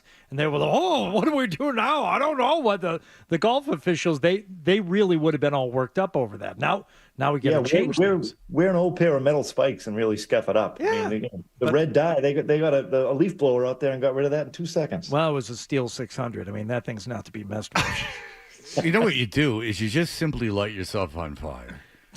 and then you run around and you sacrifice your life for the cause. Mm-hmm. I mean, not getting arrested. That's true belief. Yeah. Burn your skin off. All right, here's the deal. You say something in your article that is in the Boston Globe that I find interesting. Let's start there. One thing I find it. I'm just kidding. But this, I like this. In Sweeney's perfect world, he would keep his elite tandem of Linus Ullmark and Jeremy Swayman between the pipes for another campaign, as well as keeping DeBrusk in the fold. I don't doubt that he wouldn't mind having DeBrusk.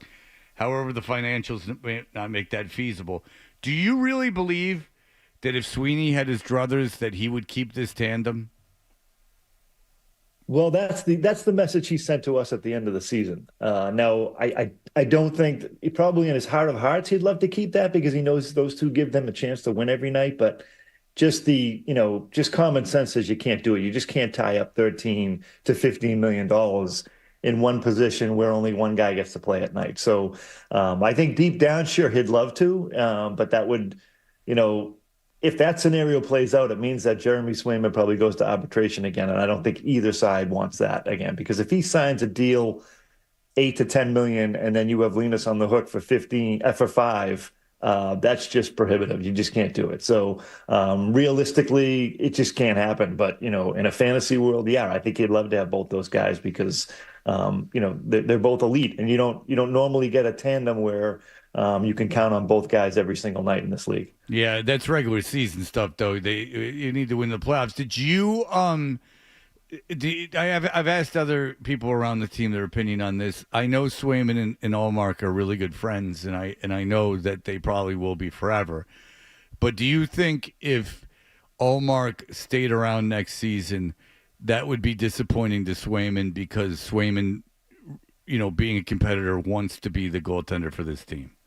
Yeah, professionally, definitely. I don't think he would ever admit it to anyone outside maybe his inner circle that he was disappointed in that. But talking to us, he would say, I'd always envision a scenario where him and Linus were together because they are so tight. But yeah, I think psychologically and professionally, yeah, you want to be that guy, and he's 25 and this is his time. So I think if Linus stays, then he's going to have that thought in the back of his mind that maybe they don't think I'm the number one, which, he clearly is, which isn't an easy thing to say when you're competing against a guy who won the, Vezina last year. A lot of internet rumors over the weekend, Jim. I don't know if you were following them yesterday about how Linus Ullmark theoretically has dropped his no movement clause. He would accept a trade for Ottawa, and he wants 5 years and $35 million, and the two sides are apparently close. Do you know anything about this? I don't. I think it makes sense. I think it was amazing how well the 6 teams on his no trade was protected last year. I mean, we tried. Myself and I know other reporters tried to find out which, just a couple of the teams just to, see what the scenarios might be at the trade deadline. But that was a state secret, I'll tell you. So, we all thought that maybe he didn't want to go to the West Coast, and we asked him about that last year. And he said, I wouldn't say just West Coast teams, because you can't predict who's going to be good and who's going to be bad. I think more in his head was a team that was going to be, competitive, which seems to go against these rumors, because I don't think the Senators are going to be competitive for a while. But maybe he's the guy that changes that and becomes the, kind of the face of the franchise, because they've been looking for a solid goalie for a long time. If they have a plan in place where they're signing him to a 5-year, $35 million deal, I think that bodes well for the Bruins, because they'll probably get more in compensation in back. If you're just sending this guy on a 1-year deal for $5 million that he has left, I don't think the compensation you're getting back is going to be great, because he could walk after a year. But if there's a wink, wink, nudge, nudge deal in place, sort of like the Hampus Lindholm deal from a couple of years ago, where you're going to lock this guy up for 5 years, then maybe the Bruins get one of the Senators' 2 first-round picks, which they desperately need. They don't have another first-round pick this year like they did last year. All right, whether he signs an extension or just gets traded for the year, is that better for Linus Ullmark as a businessman, regardless, than being the backup here and then ultimately not playing in the playoffs again? Is it better for him, even if it doesn't work out with Ottawa and they move him just somewhere else, and I don't know what they get in return? It doesn't matter. It is, because we're talking about his no trade clause. Isn't it better for him professionally to move this year, or does it not make a difference? No, absolutely. You're right. It could be, because now he gets to be the number one goalie. He gets to have sort of, I guess what you'd call, a prove it year, even though he really doesn't have much to prove, because he's been on top of the league for a while. But it's a year where he can shine and say to the other 30 teams in the league, I'm still a number one goalie. And if I don't get this extension from Ottawa, I can get it somewhere else. So it's absolutely in his benefit to go somewhere else and be the number one guy, a guy that plays, 55, 60 games a year. Is there the sense of urgency to get it done this week? Does it really matter if the Bruins can get it done this week or over the summer? I guess it doesn't really matter, but this tends to be the week where things happen. Like Taylor Hall and Foligno got traded last year during this week, during draft week. The draft week is kind of the closest thing the NHL has to a league convention, and it's kind of like the NFL Combine on a smaller scale. Like, everyone's there, so talks ramp up. You don't have to worry about getting a guy on a phone. You can walk across the table to that team's draft table and start talking to guys. So things just tend to happen this week, even though it's not like a sense of urgency where there's a deadline in place, but it just makes it so much easier because everyone's in one place. Okay, let's get to DeBrusk. You talk about him. I don't doubt that they would like to keep him, but there's interest. Toronto, the Star over there, Toronto Star, is saying that they're interested in him. I guess that's not a surprise. Maybe it is a little bit of a surprise, because he seems kind of burned redundant. them a couple of times in the playoffs, so I think they're, you can't be doing them type thing. Yeah, sure enough. But there is going to be interest, as we've known from other teams. Do you think the Bruins have a shot at keeping him?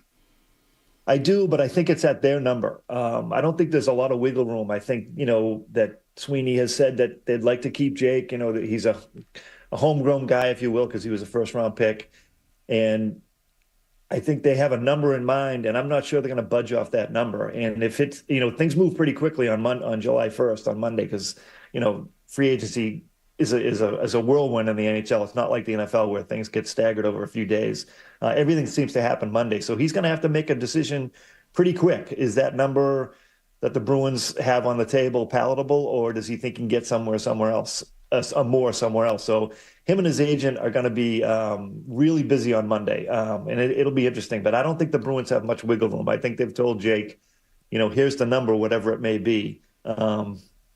Take it or leave it. Yeah, and you think his injuries were a part of the reason why he wasn't as effective at the end of the year?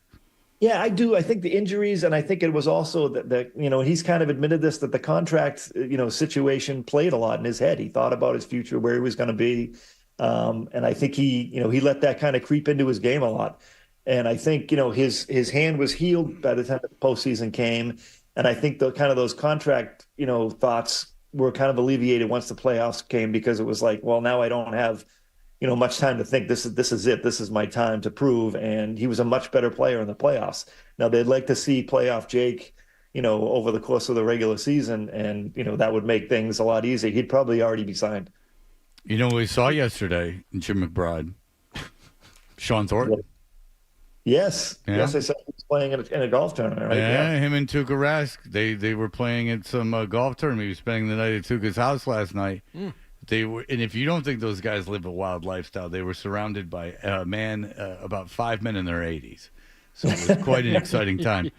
I would think that Sean's back on his way to South Florida today, because he works with them. He is going today. He couldn't have been more excited. Maybe it's the same two guys who bid on and to play with Felger and Maz. Maybe they just doubled up and they did another tournament with Thornton and Tuukka. You're picturing the right people. I couldn't tell you, Sean couldn't be more excited about the whole thing in Florida. But who wins tonight? I'm going to ask you. Edmonton, Florida, Game 7. I'm very interested. I haven't met anyone who wants Florida to win, maybe including Sean. No, just kidding. But who do you think wins tonight? I think the Oilers win. I think the momentum is a lot. I think McDavid's playing really well, and I think it's both teams are obviously exhausted, but I think that the mental thing is probably creeping into the Panthers' heads a little. And I think the first goal tonight is huge, and I think the Oilers get it and raise the cup down at Sunrise. Yeah, a lot of shorthanded goals for that Oilers team now. All right, Jim McBride. Well, just to bring it back to golf, I saw Jack Nicklaus was in the building for Game 5, I guess, and a fat load of good that did them down in Sunrise. So maybe he'll show up again tonight and Florida will lose again. Yeah, he got there at 3 o'clock in the afternoon. He was out there by face-off. All right, Jim McBride, thank you so much. He had to get to dinner. Jim McBride, we appreciate it. We'll talk to you. Hopefully hear the Bruins do something, and we'll have something to talk about. Thanks, Jim. Sounds good. Thanks, guys. Thanks, All right, Jim. there you go, the great Jim McBride. I hear they get a good steak and ale there in Sunrise. Yeah, steak and ale. There used to be a steak and ale right there in Farmington Hills. Good prime rib. Yeah, can't say I ever went, but there was a big sign. My parents had plenty of money. Had money. I mean, they had money, but I don't think we went out to eat for a good 10-year stretch there. We never went to a restaurant as a family of 4 unless we were on vacation, and then it was fast food drive-through. Come on, we got to get there. Once I got into high school, my parents kind of loosened the purse strings a little bit, and we started going to Outback. But, the Australian. Oh yeah, ethnic steakhouse. Oh yeah, very ethnic. You got to have to put your preconceptions of what food is aside. You say kookaburra wings. I'm like, I'm not eating anything as crazy as that. It's chicken. Know that, number one. Come on. But delicious. Ruin it. I mean, my dad got all excited when he heard it was Outback because he knows that there were going to be whores and crack. And then he's like, because he goes, every time he goes Outback somewhere, he's going to see what's doing. By the way, I showed this just to Hardy very quickly. If you go to @FredToucher on my Instagram, my son had a game at the wonderful Curry College. Which has a beautiful campus. I'm not lying. They have in Milton, Massachusetts. Yeah. Even though they let Bird go there, and he has a degree from there, there was a car in said parking lot, or this might have been up in Saugus because I went to the Loon afterwards. I met Andy Wong. I met Andy Wong. You'd never met Andy before? I had never met Andy before. How was it? And? He was very busy, and I'd been. This is the second time to the Loon, but I took my kids and their mother because we were all at Miles' game. And Andy Wong shook my hand. He said, "This guy's the number one on the number one morning show in Boston. Treat him right." They lead us to a table. We get everything. They said, "It's on the house." And I said, "Awesome. I don't have to spend a dime." And I just got up and didn't tip. And yeah, there you go. That's the ultimate power move. You're like, That was. what's the classy thing to do when someone comps your meal? Oh, you leave a nice tip. What's the truly classy thing to do? You don't go into your pocket. In fact, you don't even carry money or credit cards. That is the sign of a true class act. Way to go. No, but what I did is I did tip $100, but what I did is I didn't leave it on the table. I made sure to hand it to the lady. There you go. Because we can't just leave $100 on the table. She's got to know that I gave it to her. Right. And I said, "You tell Andy I gave you this. And don't spend it in one place," I said. $100 tip. Can't hide money, Wallach. I know. Look at you. And it was a $100 bill. Can't hide money. That's all he. That's all he carries. 150's all arranged. Anything less than that, you keep the change. Here's the deal. But if you go to @FredToucher, you can see a car that was in the parking lot. It was in Saugus. That it has on the front windshield. That it covers the entire top of the front windshield. The word MILF Hunters. Oh, I did see this. MILF Yes. Hunters. I did not invent that. That was in there right there. MILF Hunters. It was a guy. And then, strangely enough, there were a lot of MILFs just like hanging on. Lisa Ann was there. It was a whole scene. All right, when we come back, remember when we played the audio of Terrence Howard, the actor, on the Joe Rogan podcast, as straight lines don't exist, this, that, and the third? Sure. Well, Neil deGrasse Tyson has a response to him. And what do you think Neil deGrasse Tyson had to say? And what do you think he received from Terrence Howard?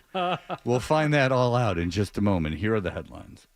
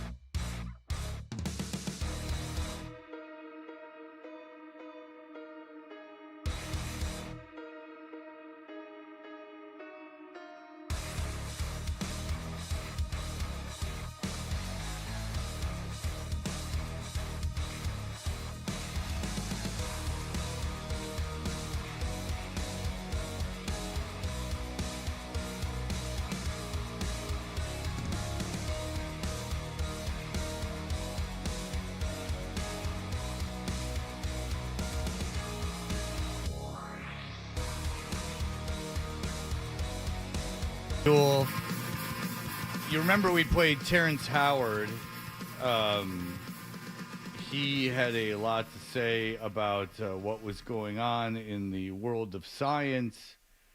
On the Joe Rogan podcast, he went on there and talked about, I mean, he has all these theories and ideas, the chief among them, 1 × 1 = 2. There are no straight lines. He's got a lot of thoughts, and he states them as facts that fly in the face of conventional logic or wisdom. Right. And so he said to Joe Rogan that Neil deGrasse Tyson, that he had sent him something, and that Neil deGrasse Tyson was very mean about the way that he responded to it and not open-minded to it. So Neil deGrasse Tyson, as is his way, recorded a 15-minute video, which I will play for you now. No, he recorded a 15-minute video, like explaining his problems with it. But here is just kind of an introduction of what he sent. I recently learned I got name-checked by Terrence Howard on his recent appearance on Joe Rogan. I reached out to Neil deGrasse Tyson. He was like, hey, man, yeah, I'd love for you to come on my show, do my radio, do my TV thing. Would love that. I was like, yeah, but I've got something I want to introduce to you. I got name-checked because 8 years ago, he sent me a 36-page treatise. And it was only 36 pages. So this is Terrence Howard attempting to reinvent mathematics and physics. So, oh, man. Terrence Howard sends Neil deGrasse Tyson something to reinvent mathematics. And the first thing that is on this paper, Neil deGrasse Tyson says, well, that's wrong. And so he's like, the rest of your 36 pages are nonsense. And he said, I'm going to treat you with respect because this is how scientific things are done, and like how that things are made. You have peers review your work, and then they talk to you about, how this is wrong. And he goes, now look, and I'll give, in all fairness to Neil deGrasse Tyson, like, he's a good guy, I guess, because what he did is he took Terrence Howard's 36 pages. He not only read it all, but then he went through and meticulously typed in red ink notes refuting like the stuff that he was saying that was wrong. But Terrence Howard thinks that he knows what's going on. All right, so what did he say?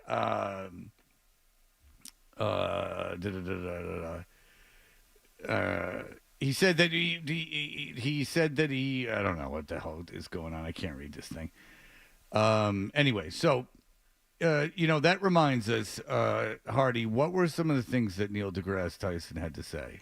You mean that Terrence Howard had to say? That Terrence Howard had to say. Well, Terrence Howard spoke a lot about lines, how there are no such thing as straight lines. Straight lines. Vision, dreams, curved dots that make it up. And again, this is something that I don't know if Neil deGrasse Tyson did much on this. And one of the critiques of his response to this is that Tyson was only really responding to being name-checked. He didn't get into some of the other stuff that Terrence Howard was talking about on the Joe Rogan podcast about,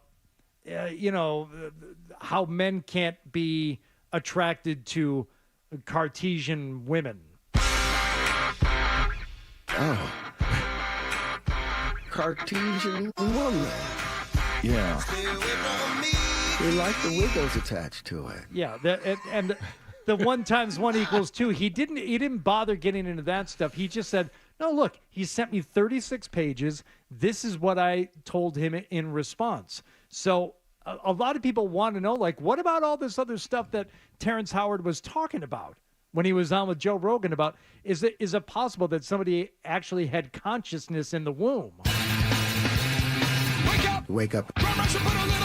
Oh, that's my friend. But I had a different name for it. It was my hand. So that's all true. So here's what Neil deGrasse Tyson said. What can happen, this is what he wrote to him. What can happen if you're a fan of a subject, let's say a hobbyist, let's call it. It is possible to know enough about the subject to think you're right, but not enough about that subject to know that you're wrong, which we've discussed with Kurt Schilling, which we've discussed with Aaron Rodgers. And this is the sort of valley of false confidence.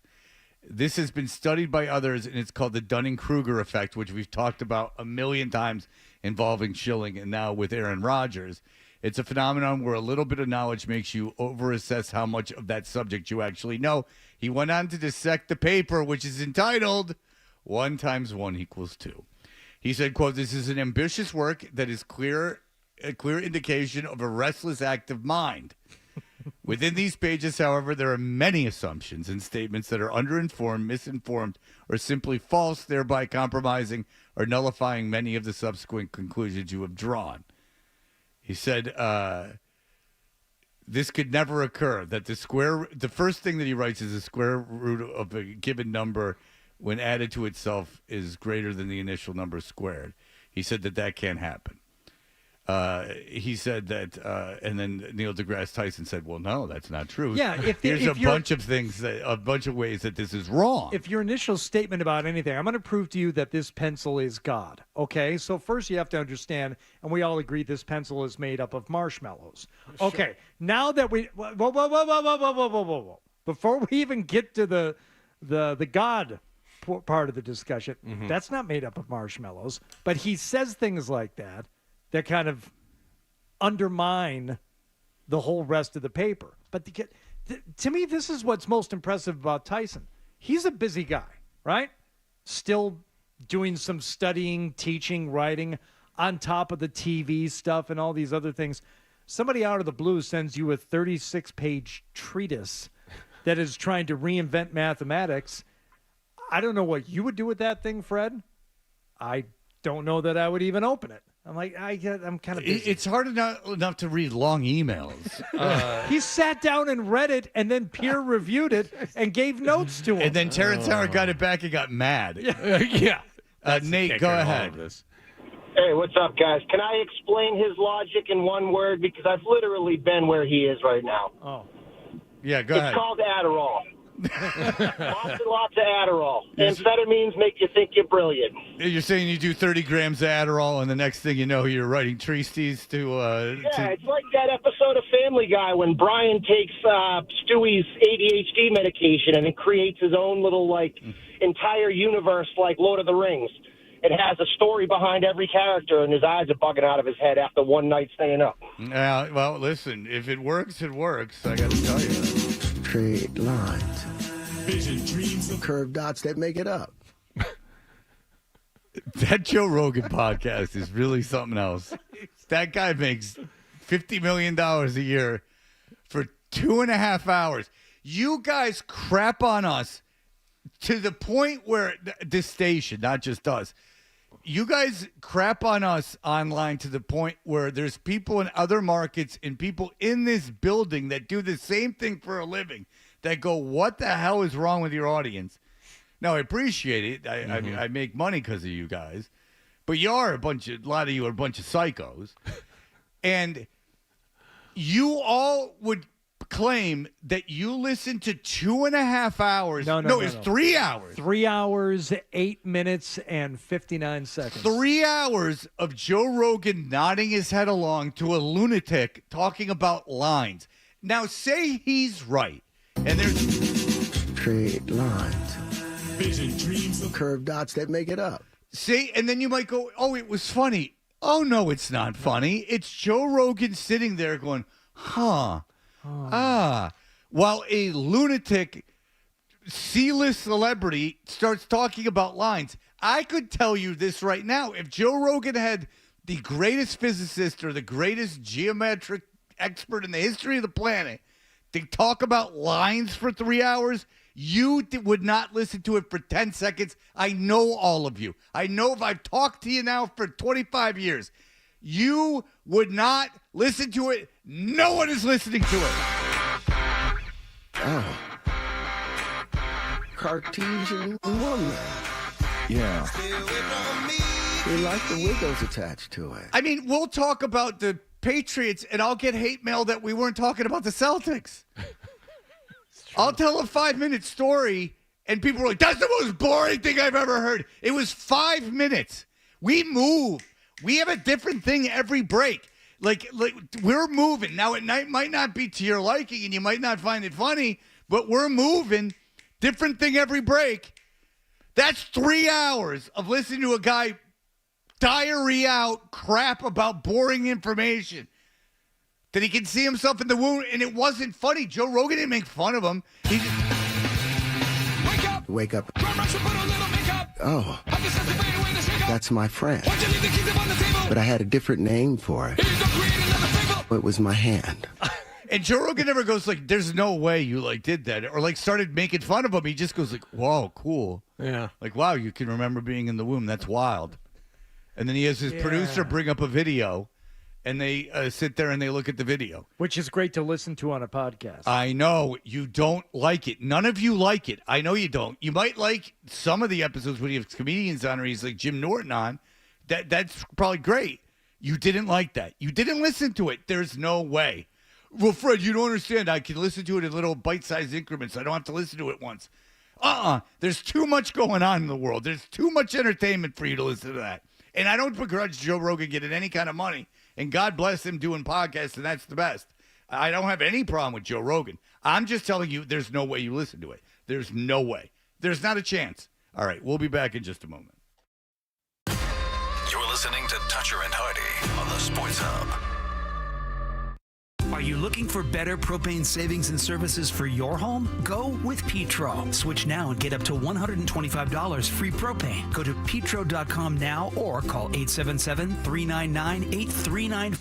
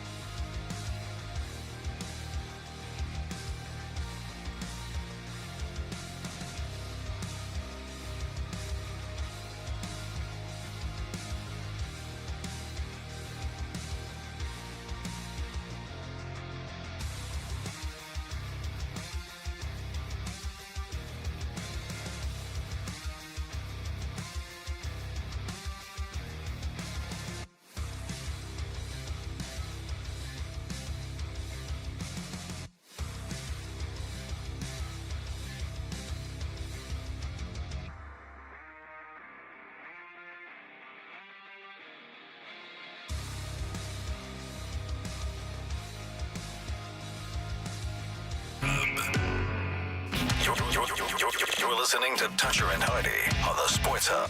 Hey, we are Toucher and Hardy, brought to you by FanDuel Sportsbook. Make every moment more with FanDuel. You can watch us every morning on the YouTube. Search 98.5 The Sports Hub on YouTube, and then you can watch us. There's a microphone in the front of my face. You can't even see me. But Nicholas makes these videos. He puts them up at Toucher and Hardy. And then I can sometimes collaborate. I put them at Fred Toucher.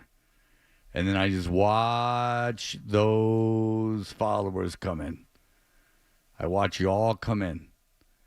I actually linked that stuff. You gotta.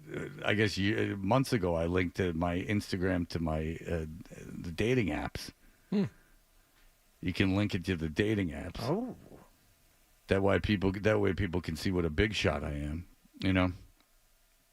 They can see I'm in a full-fledged radio operation. That's why I'm swimming in chicks. I'm saying good morning on the YouTube right now. I see Michelle in South Carolina is on there posting. Oh, what a lovely treat that is. What a lot of fun. Is she really always on there, or is this something new? Well, she was a frequent and regular caller in the midday show. She's a regular? But now I think we've attracted her here to the morning, so it's good to see Michelle on there. And everyone else. Hundreds and hundreds just watching and commenting. It's their own little online community, Fred. It really is special. The woman that's dating Bill Belichick, Pat, says the requirements of dating this woman are having a basic knowledge of 101 courses, loads of money, and erectile dysfunction. Just take that to Northeast Men's Health. And that's why these guys are still being able to lay the pipe, I guess, conceivably at their age, at 72. He met her when she was 20. Oh, there's different treatments. You know, some of them are, wildly effective. You've discussed some of them, Fred. People walking into the office haven't experienced the pleasure in their nether regions for many years, and they walk out at full mast. Kaboom. Yep. Have you ever taken, either of you, an aid, an erectile aid? I have not. You've never in your life just had like a friend hand you one? Believe it or not, no, I have not. Really? I know, and I'm not making fun of you, but I am not feigning surprise. Like, it's never like occurred? No, Holy cow. It's occurred to me, but I've never done it. No, not occurred to you to do it, and I know you wouldn't get like a prescription if you don't need it, but like, none of your friends have ever... those pills. No, I know people, friends of mine that have. I just have not. Because you realize if you take one, even if you don't have erectile problems, if you take one, it's a whole. It takes things to another level. It opens up like all your blood. Like it's not just. It doesn't pinpoint that area. It does something to your blood or like your it's veins. Pumping. It's pumping. Yeah, it's a whole new world, baby. Mm-hmm. Yeah, you're like you can notice a difference just looking at it. You can go it makes you larger. Wow.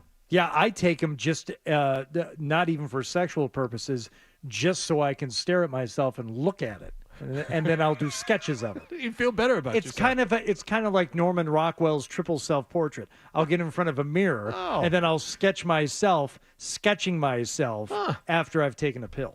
There sometimes weightlifters like a Leroy Neiman thing. He's the best. Oh, I love his work. It's so hard to find. Some bodybuilders will take it before they work out. Mm-hmm. They will take it because it helps the blood flow into the muscles. I would think for Wallach he would need it for just his anatomy. Like, there's a lot of blood that needs to flow into that thing. Like Ron Jeremy at the end of his career where he always had to, be propping it up. Yeah. He was, kind of there. Yeah. Yeah, I understand what you're saying. I mean, I don't even know if there's enough blood in Sean's system. Google how many hearts birds have. Sure. Because they have one ear. We know that. Sure. We know that. So, by the way... how many hearts does a bird I don't know if I thought this all the way through, but Adolfo Gonzalez, who we had on do some audio for us, and he said he would do more, is indeed coming to Boston, Massachusetts. Oh, boy. Is he staying with you? He is going to be staying with Wow. When is he coming to town? He is coming into town because I'm going to be gone a lot next month. because the sports calendar ain't shining, and I'm going to be gone enough in August where it would be tough. Mm-hmm.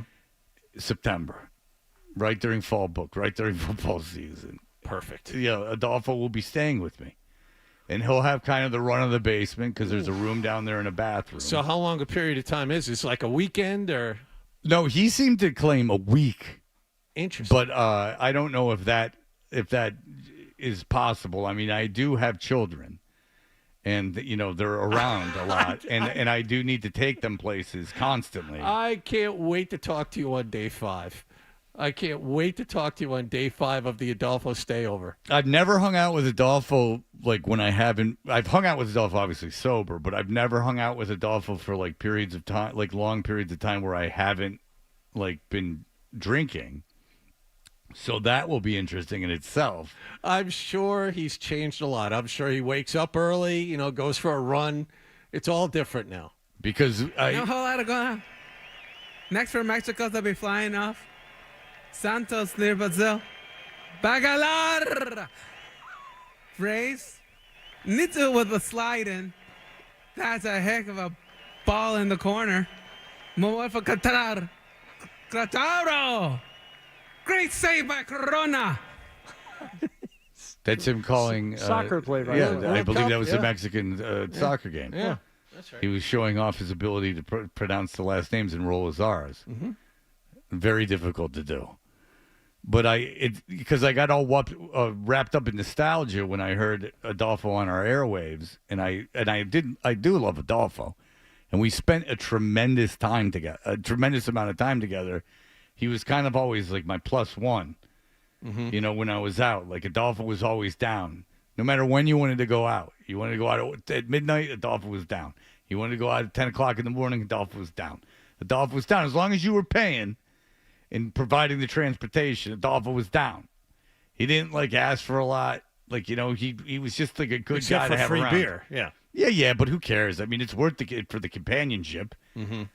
All he wanted was free alcohol and transportation to and from whatever event. Yeah, if you're paying for the cab or the Uber, and you're getting, even though I'm not on Uber, I can't access my account, so I'm taking Lyfts almost exclusively.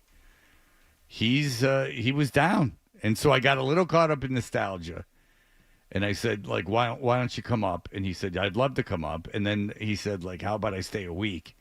So we got to have a conversation about that. Is he taking time off from his job? Is he taking a vacation? He does have a job. He would be taking time off from that said job. He took a day, to do our street audio, which was very nice of him. But I'm going to have Adolfo Gonzalez staying in my home for a pretty long period of time. Do you have the dates set? Because it sounds like there's a little gray area in the amount of time he'll be here. Yeah, I have not committed to anything yet. But we'll see. We'll see. I believe I'm buying the ticket, so we'll see. Oh, you're paying for his flight? Yeah. So you're paying for his flight. You're giving him free room and board. That was very nice of you. For a week. There was something in the initial conversation about a music festival in Worcester that he wanted to coincide with. Yeah, that was in the summer, and that is not what's going to happen. Okay. Yeah, he's not going to do that. Yeah, because he said, "Hey, just wanted to know when would be a bad time to visit. I'm going to be put in for PTO, so he's going to put in for some time off. Sure." I said, I'm home from Labor Day to Christmas. And he said, I love New England in the fall. I can wear my utility vest. I don't know what that means, but sure enough. Hardy, what's a utility vest? I don't know. Oh, it's not something you pick up at Home Depot? No? No. Okay. But be listening because Hardy and Kendra Middleton will have their 3 bets That's apiece Thursday. Yep. On Thursday. Mm-hmm. And you got your 3 bets picked out, Hardy, or is that going to be a spur-of-the-moment, last-minute thing? No, I'm hoping the spur-of-the-moment, last-minute thing is that she quits or is fired before Thursday. I don't have to do any of this. So Kendra Middleton, who is good at gambling, will go up against Hardy, and it can be on any sport. I don't care. It could just 3 bets that have to pay off in a week or within the week. Mm-hmm. And then whoever does the best gets the other person to do something that they enjoy. And so in Hardy's case, he will get a gift card to a hardware store, and he can walk around with Kendra while he, decides what to buy. Because is there anything you absolutely need? I'm embarrassed to say that I don't have one, so I don't even want to say it out loud. But yes, I have something in mind. Okay, but is $200 enough to get you cooking in the aisles? Like sure. Really thinking about what you want. There's one tool in particular that I do not own, and it's embarrassing. It really is. What can you tell me so I can know what's embarrassing? Because I don't have many tools, as you know. Okay, so Dan is going to be blown away by the fact that I do not own. That you don't have one of these already? Yes. Okay. A reciprocating saw. Really? I don't have one. What are you looking for? A cordless? Are you looking for a battery one? Well, this is where the fun comes in. See, save it for Kendra. But what is a reciprocating saw? People refer to them as a sawzall. That is a brand name, a sawzall. Yeah, it's like a Kleenex. You would call a facial tissue a Kleenex. Mm-hmm. So people say a sawzall, but it is a handheld saw, and it kind of reciprocates back and forth, and you can use it to cut anything, drywall, so wood. So if you say have a good day, it goes you too? The reciprocating saw is a multi-use cutting device that I found myself in need of many times. I'll make do with this. I could use it on drywall, Dan. It's a little heavy for drywall. You can, maybe. yeah. I mean, but what are you using, a punch saw? What are you using, I'm using so just this is drywall. what Kendra will have for 2 hours. You asked. Now I'm going to talk about it. I'll load her up with questions, Fred. I will load her up with a bunch of things to ask Hardy. No. I don't want her to. I want to have Hardy. You know what I would really like? You know what I would really like? This is what I would really like. The real Hardy. What's that? See if I can find one on sale. I don't need, contractor grade. I need consumer grade for the most part.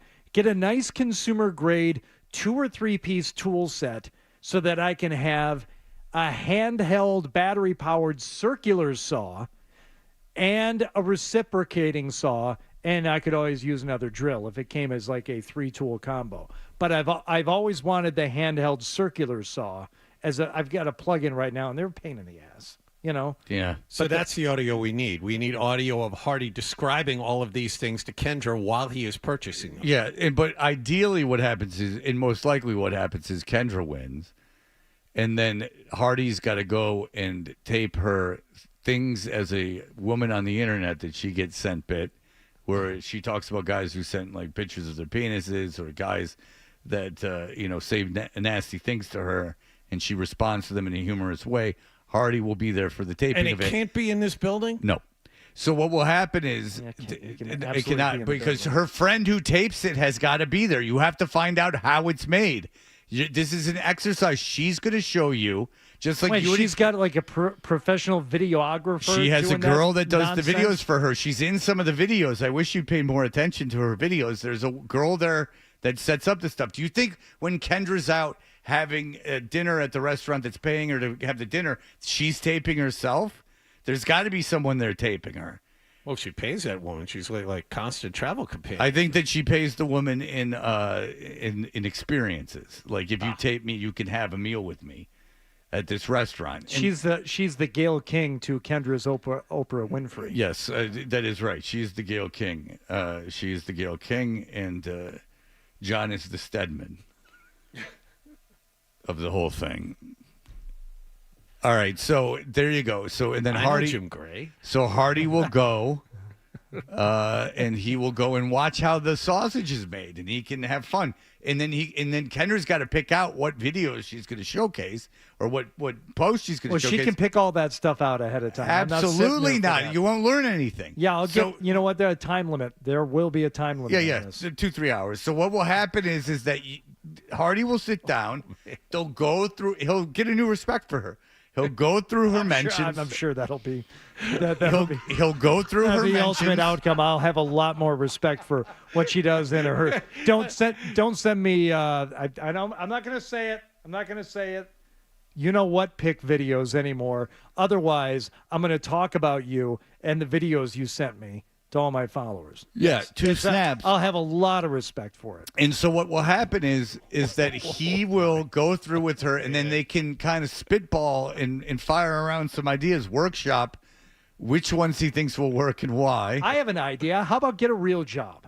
You do that. Oh, man. And that way you don't have to rely on. She's just waiting for an opportunity, but nudge, there nudge, is a glass wink, ceiling. wink. Don't send me any more videos like this. Please send me more videos like this as a job. All right. Well, I think that she is taking lemons and making lemonade. We have a different outlook on that. But what I'm saying is that you'll be there. You'll go through her mentions and you guys will knock it around. You'll have a little think tank. You okay over there? You all right? It's going to go really, really poorly. Oh, it's going to go great. Don't you worry. Don't you worry. You're going to learn so much. Steam rising off his head. You're going to learn a lot about how it's done. Learn what? What am I going to learn? About how creators. How not to do life. Yep. I'll learn what not to do. Everything to instruct my daughter to be wary of. All right. We just turned the corner in the last 90 seconds. You'll learn about how being a content creator, how being an influencer, how you do those things. Content creator. She's creating content. So that's why it's important that you two kids get together and you figure out how they mount the cameras. So you're going to be really disappointed if Hardy wins this thing. That's what it looks like from here. We'll just do it again. Do it again in the fall with football. Yeah, right. We'll just keep doing it every season. Until Kendra wins? Yeah, like that would I wouldn't like for me. That's why it's so funny to me because if you said you got to go like with Kendra while she makes the video, I'd be like, all right. I wouldn't care. I think it would be funny. I would like to see the mentions that Kendra gets. Like guys going rape my penis and like showing her like or make fun of my penis. Yeah, I mean, don't get me wrong. That part of it is hot, and I want to see the photos. But I just don't want her to indulge these people. You understand at the root of this, I am looking out for. Yes, her. I know. That's if I thought you were being overly mean to her, I wouldn't do the bit. I think that your intentions are pure. I don't think that you don't find her talented. I think you take issue with the way that she handles her Instagram account. We wouldn't have her on the show if you didn't think that you didn't like her at all. Yeah. I mean, yeah, like you like her when she's on the show. Yes, I know that. No, I don't think that I think that you do have her best interest in mind. But I would think that I think that I have a different kind of feeling on, I know why, I think I understand why she does that. But to me, John. I would love to hear it. I would love to hear the logic behind it. Okay, well, she can tell you. But the thing is that if you were like, hey, go watch Kendra, like, and go do it once, right? Like, I don't want to do it every day. But if you said go through like her mentions, I would find it interesting and just probably disturbing and funny. And then like watching her make the video, I don't know how to edit video or how that's made. I might actually find it interesting, but that's not funny. And so I'm not going to do it. What's funny is that Hardy is absolutely going to be miserable doing something that I wouldn't even mind doing. And that's where the fun happens. In fact, I'd much rather do that with Kendra than go to the hardware store with Hardy. What would you rather do? What, go to the hardware store? I'd much rather do that.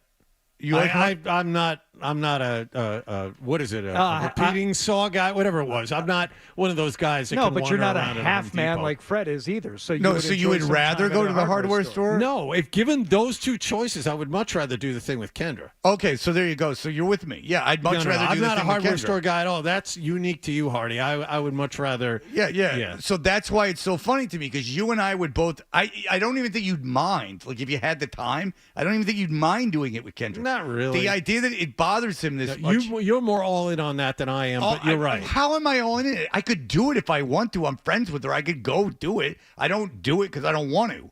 But it wouldn't. If I was there and you're like, all right, you're here, I would find it somewhat. I'd be curious about the process. I'd be curious about what she gets.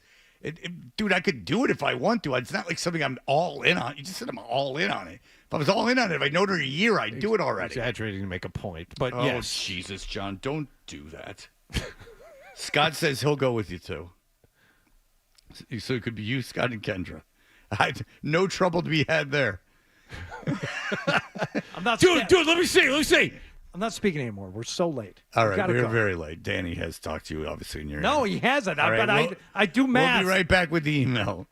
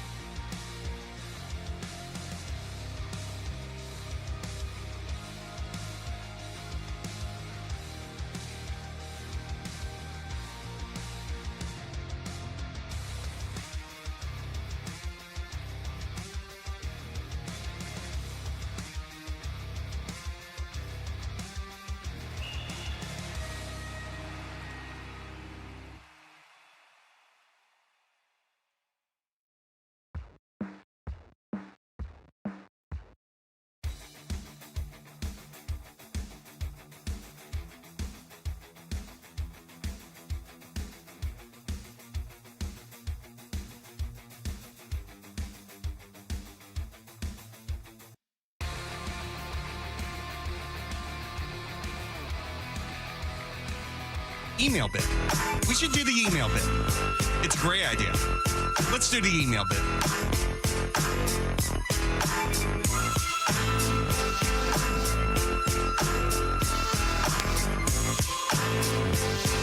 Hey, we are Kutcher and Hardy. Let me see here. I have many emails to choose from. You can email JON. Got a lot of reciprocating saw emails to get through.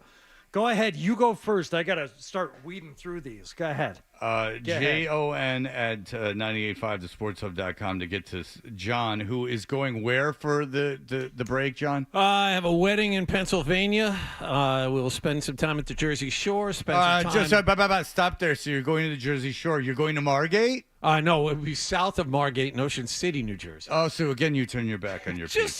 Just south, Fred. Maybe we'll go to Atlantic City for dinner. We'll drive through Margate. Yeah, that's all. Margate, if you don't know, is a place that for years people of the Jewish faith have been going and buying homes. And back when they felt more comfortable because there was so much anti-Semitism, right? They chose Margate as a place to go, and it's kind of gotten affluent and as the rise of Jewish people in society is happening. And it's a beautiful thing, and John just ignores So it. I'm required to go to Margate? I think it would be nice. Seems like you should have some feelings about it, conflicted or otherwise. I see. You should feel something. Okay. Yeah, is my point. Here's one from Benny, and this is what you run into. You might get made fun of, but this is a sweet tool, not bulky like larger ones, easier to use. He sent me a screenshot of the Milwaukee. It's only a 12-volt M12 cordless brush reciprocating saw kit, battery and charger.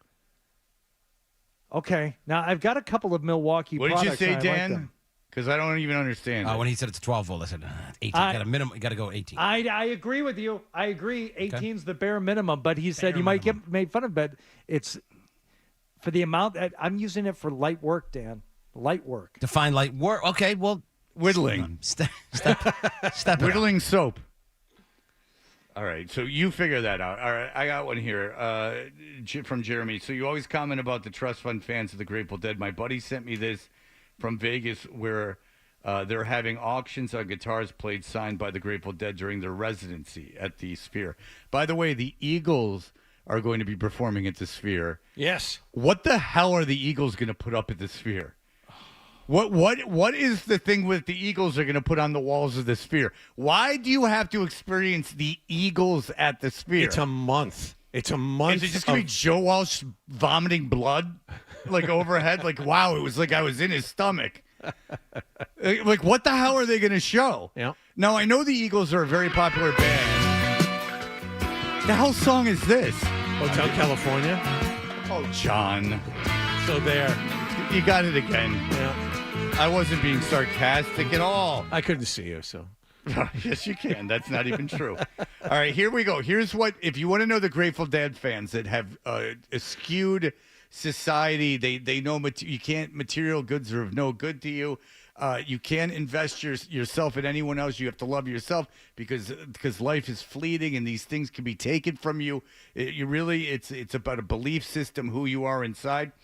A guitar, they were at charity auction, a guitar that was signed by one member of the band. They could get one member of the band to sign the guitar. A bid sheet where someone opened the bidding with $52,000. No. And he shows me the charity auction sheet, just casually dropping thousands of dollars to see a hippie band and deciding that you had an extra $52,000 to spend on a guitar signed by one member of the band and barely played. That's $1,000 a week for a year just for something to hang on the wall. But yeah, go sell grilled cheese. It is absolutely terrible. So they had this like... I control that one. All right, so that's why I have my board. So if you were wondering, all right. I turned it off. You can put it back up. Okay. I very promise. Good. Sure. They have a dedicated area to have old people like spin around like idiots. Not one minority, just old whites. Just old whites spinning around in circles. And they have that going on for themselves. And congratulations to the Grateful Dead. Disgusting. Just absolutely disgusting. And I don't even know if they're even on acid anymore, to be honest with you. Ugh. The Grateful Dead. Just gross. Just gross. What are the Eagles going to do in that? I really want to know what they're going to do. At least they're not stupid enough to have them 5 days a week. They could sell out 1 million shows. Their audience, they were the first band, guys. At this point, I'm not convinced of that. Well, I disagree. They were the band that started this whole, $2,000 a ticket thing. Yeah. The Eagles, when they reunited, because they were in that sweet spot, what was it, 25 years ago, 30 years ago? 90. Right. Well, yeah. Yeah, so 30 years ago. So 30 years ago, their fans were 50. So that's when everyone's got disposable income. That's when people are nostalgic, and they figured it out, and they're like, we're going to charge $2,000 a sit. So those pricks are the reason that ticket prices are so expensive, while going to a Boogie with the Hoodie cost me $190 a ticket.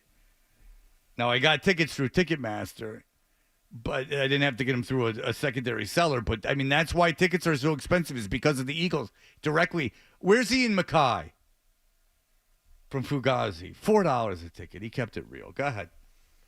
Hardy, what brand of cordless power tools do you have already? I'm a DIY homeowner. I made the decision years ago to stick with one brand that has served me well. That's day one stuff. Unfortunately, I think I chose poorly years ago, and I've stuck with, I don't want to say which one it is, but do you want me to say it out loud, Dan? You're going to be embarrassed. The initials are B and D. Not great. Okay, you don't have to say it. Bondage and defecation? Yes. B&D. And I have several B&D tools, and they're fine. They get the job done, but I wish I'd selected another brand, because that's the whole idea. You want to be able to have interchangeable batteries among the different tools. Thank God for that. James says, Kendra Hardy bet. I'm looking forward to this Kendra and Hardy bet next week as a big Hardy fan. Who Freddie T carries. I don't understand what that means. What happens? I actually don't. What happens if they both lose? Oh, well, I figured that out with my brilliant 3-bet thing. What if we both lose all 3 bets? Well, here we go. What happens if they both lose? I propose that they both go to Topgolf and play a professional course. Only Kendra plays it. You can't do that at Topgolf, I don't think. Yeah, you can. Oh, I thought you play virtual golf courses at Topgolf. Oh, and it works? There's putting and everything? There's no putting. Yeah, so you can't really play them. It's closest to the pin. You play closest to the pin games with that, but you can't putt. Only Kendra. Well, so you can't really play the course, right? I mean, I don't know why you guys are fighting me on this. I mean, are you just being dicks for no reason? Well, what do you mean by play? You can go play the old course at St. Andrews, and once you're on the green, instead of putting, there's a small target 30 yards from the bay. But that's and not it's playing the course. No, of course. Well, it's not playing the course at all. But but I mean, if you're taking putting out of the game, is it golf, no, Hardy? Putting in this simulator is stupid anyway. I never do that. I never putt in simulators. What's the point? To make the putt? No, you're not making the putt. You're putting it into a screen, and the putt is always flat. Not at the new Rory McIlroy, Tiger Woods thing in New York. That's right. Undulating greens. Only Kendra plays. They can't leave until Kendra gets a birdie or 2 parts in a row. Hardy is the caddy. I like that a lot. That's funny. Only teamwork will get them out of this predicament. That's I funny. think they should appreciate. I think they would appreciate each other's more. That's very funny. You know what? That's good. Hardy would go to Topgolf. He'd appreciate that, but then we'd get the added bonus of it being stuck there at Kendra's whim. I like that. That's pretty funny. Yeah. So There you go. But I'm not doing that. Well, I don't think any of us have enough money. You know what I'm saying? Yeah. Danny, go ahead. Yeah, the Eagles 94 Hell Freezes Over concert. I had VIP seats. Oh, yeah. They were $98 That's at not Great true. Woods. Not It true. is absolutely true. I still have the ticket stub. And I'll tell you something else. When Alex Bean that day, they did 5 shows at Great Woods. And Alex Bean, before the first show, wrote something No. You did Hell Freezes Over at Great Woods? No way. They were playing stadiums. Get out of here. Even if they play great. From RollingStone.com, 1994 summer tours get expensive. That's the headline. Here's the excerpt from the article. Their top ticket price for an upcoming show at California's Irvine Meadows is a whopping $115, with the remaining tickets for that show priced between $75 and $35. So you're saying I'm wrong. You're saying I'm right, but I'm wrong. I'm saying that back in 1994, $100 for a concert ticket was ridiculous. So we've probably inflated that number. Because I thought the same thing. I thought they were like $200 tickets. I just remember that being like the time where everyone was like, "What the hell is going on?" Go ahead. I'm looking at the Hell Freezes Over tour. 6 shows at Great Woods. I wouldn't have believed it unless I saw it. Well, I got to apologize to the gentleman that called in. My bad. I'm sorry, sir. I lay at your feet. That was just me being impatient and not wanting to be wrong. But was I wrong? I was wrong in the amount of money I said, but I wasn't wrong about the tone it set. So maybe we were both wrong, sir. Am I wrong? Love Spit Love. Underrated single from the mid-90s. Oh, I love the love, and then I go, I don't want that. Good for Let's you. do it again. Wow. You know? I say, ooh. All right. Two. I go, America. Boy, that meme has been going around. Really? I hadn't noticed. I go, Jeez. Iran, number 1. Russia, number 1. America, and then I get a boner during WrestleMania. All right, we'll be right back. Here are the headlines. Sports Hub headlines. There is some news surrounding the...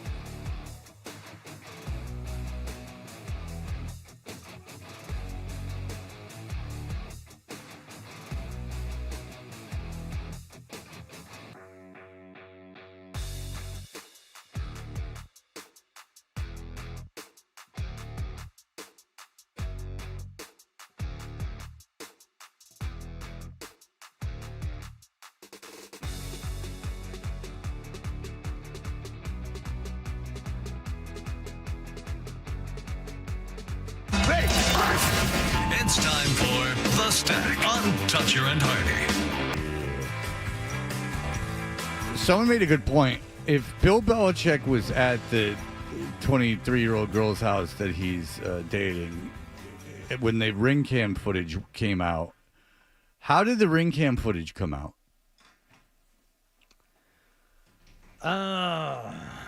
She have a roommate? Yeah, did she share it with somebody? Yeah, but wouldn't that be a big problem with the roommate? Like, I mean, so the roommate saw Belichick and then released the video? I know the story. No, I think there's You do know the story? Microphone, please. Beto knows the story. Go ahead. All right. There's multiple, as Zoe just said, there's multiple units with different ring So he cams. got picked up on the ring camera of another unit, not controlled by. Oh, so he hadn't set her up yet. He blocked the other guy in. The other guy had to go to work, so he's like, "Hey, someone's got to move their car." Guess who had to go move their car? We had heard a rumor that she had squatted at the Nantucket home. Have you guys heard anything about that? Absolutely not true. Okay, that is not true. It might be. Somebody come out here. Well, of course it might be. Maybe I wouldn't rule it out. Sure. Because it makes more sense than the woman that he was dating before her doing it. Well, she was squatting, I think, at the permanent residence. Okay. Yeah. Belichick had him blocked in. Who drives a 2008 Mercury Grand Marquis? Yeah, who's got the Buick Skylark?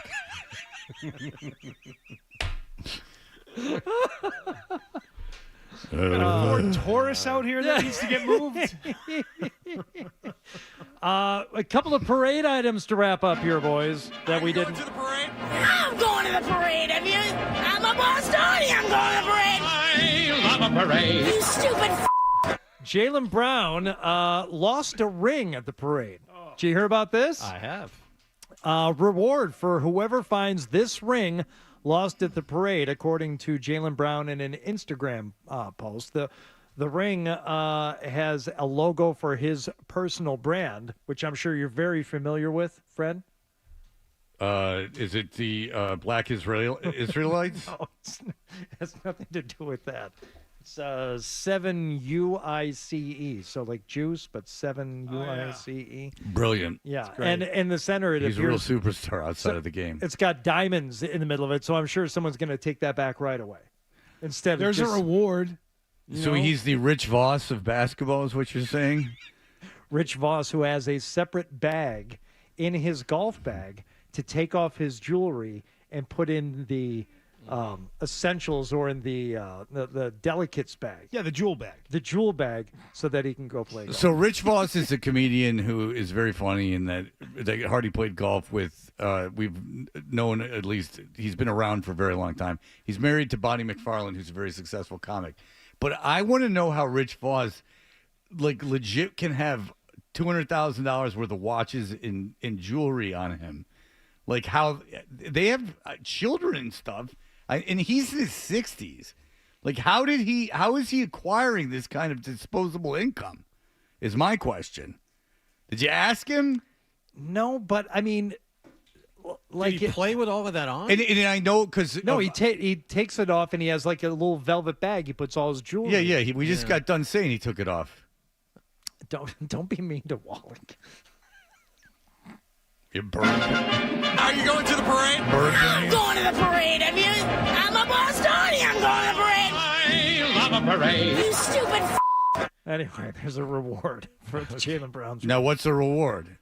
I don't know. Is the reward the same amount as the ring? Well, or it's a customized ring, so I don't know what you can get for the ring, right? Like, you're not gonna be able to, like, first of all, when you sell things illegally, like, you can't take it to a pawn shop, and if you do, they're gonna go like, oh, here's, $300. I'll get the diamonds out of it somehow and have to resell them. So I don't think the ring in itself is worth as much as you think it would be. And if Jaylen Brown is this rich, he's getting a $300 million contract. Let the ring go. Don't be like that. Don't ask for the ring back. Have another one made. Yeah, exactly. What's it to you? Can afford it. Yeah, like, It's your say the brand. Yeah, say the ring's a $20,000 ring, then you get another $20,000 ring. I don't know about you, but I am both impressed and not impressed by the amount of time that Derek White had to spend in the dentist chair before he went to the parade. Did you hear about this one? He had, of course, chipped his tooth. Yeah, got his tooth knocked out. when I was at the dentist, she goes, I knew that he chipped his tooth because he had one tooth that was longer than the other. Right. Zoe's got intimate knowledge of Derek White. No, that wasn't a joke. She actually said that. It's my client. I said they're actually a client here, Boston Dental. Oh, did the stuff? I said it the day after they won. I said, Derek should get down to Boston Dental, get that teeth fixed. So why don't you get veneers, Scott, and just get a big friendly mouth? I'm doing it this month.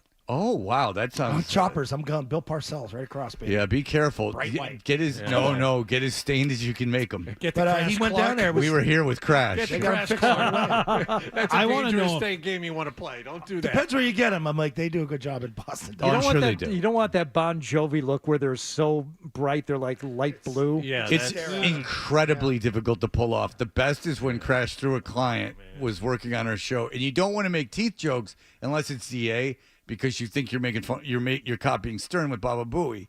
Like, right, we were very hyper aware that we were new in Boston.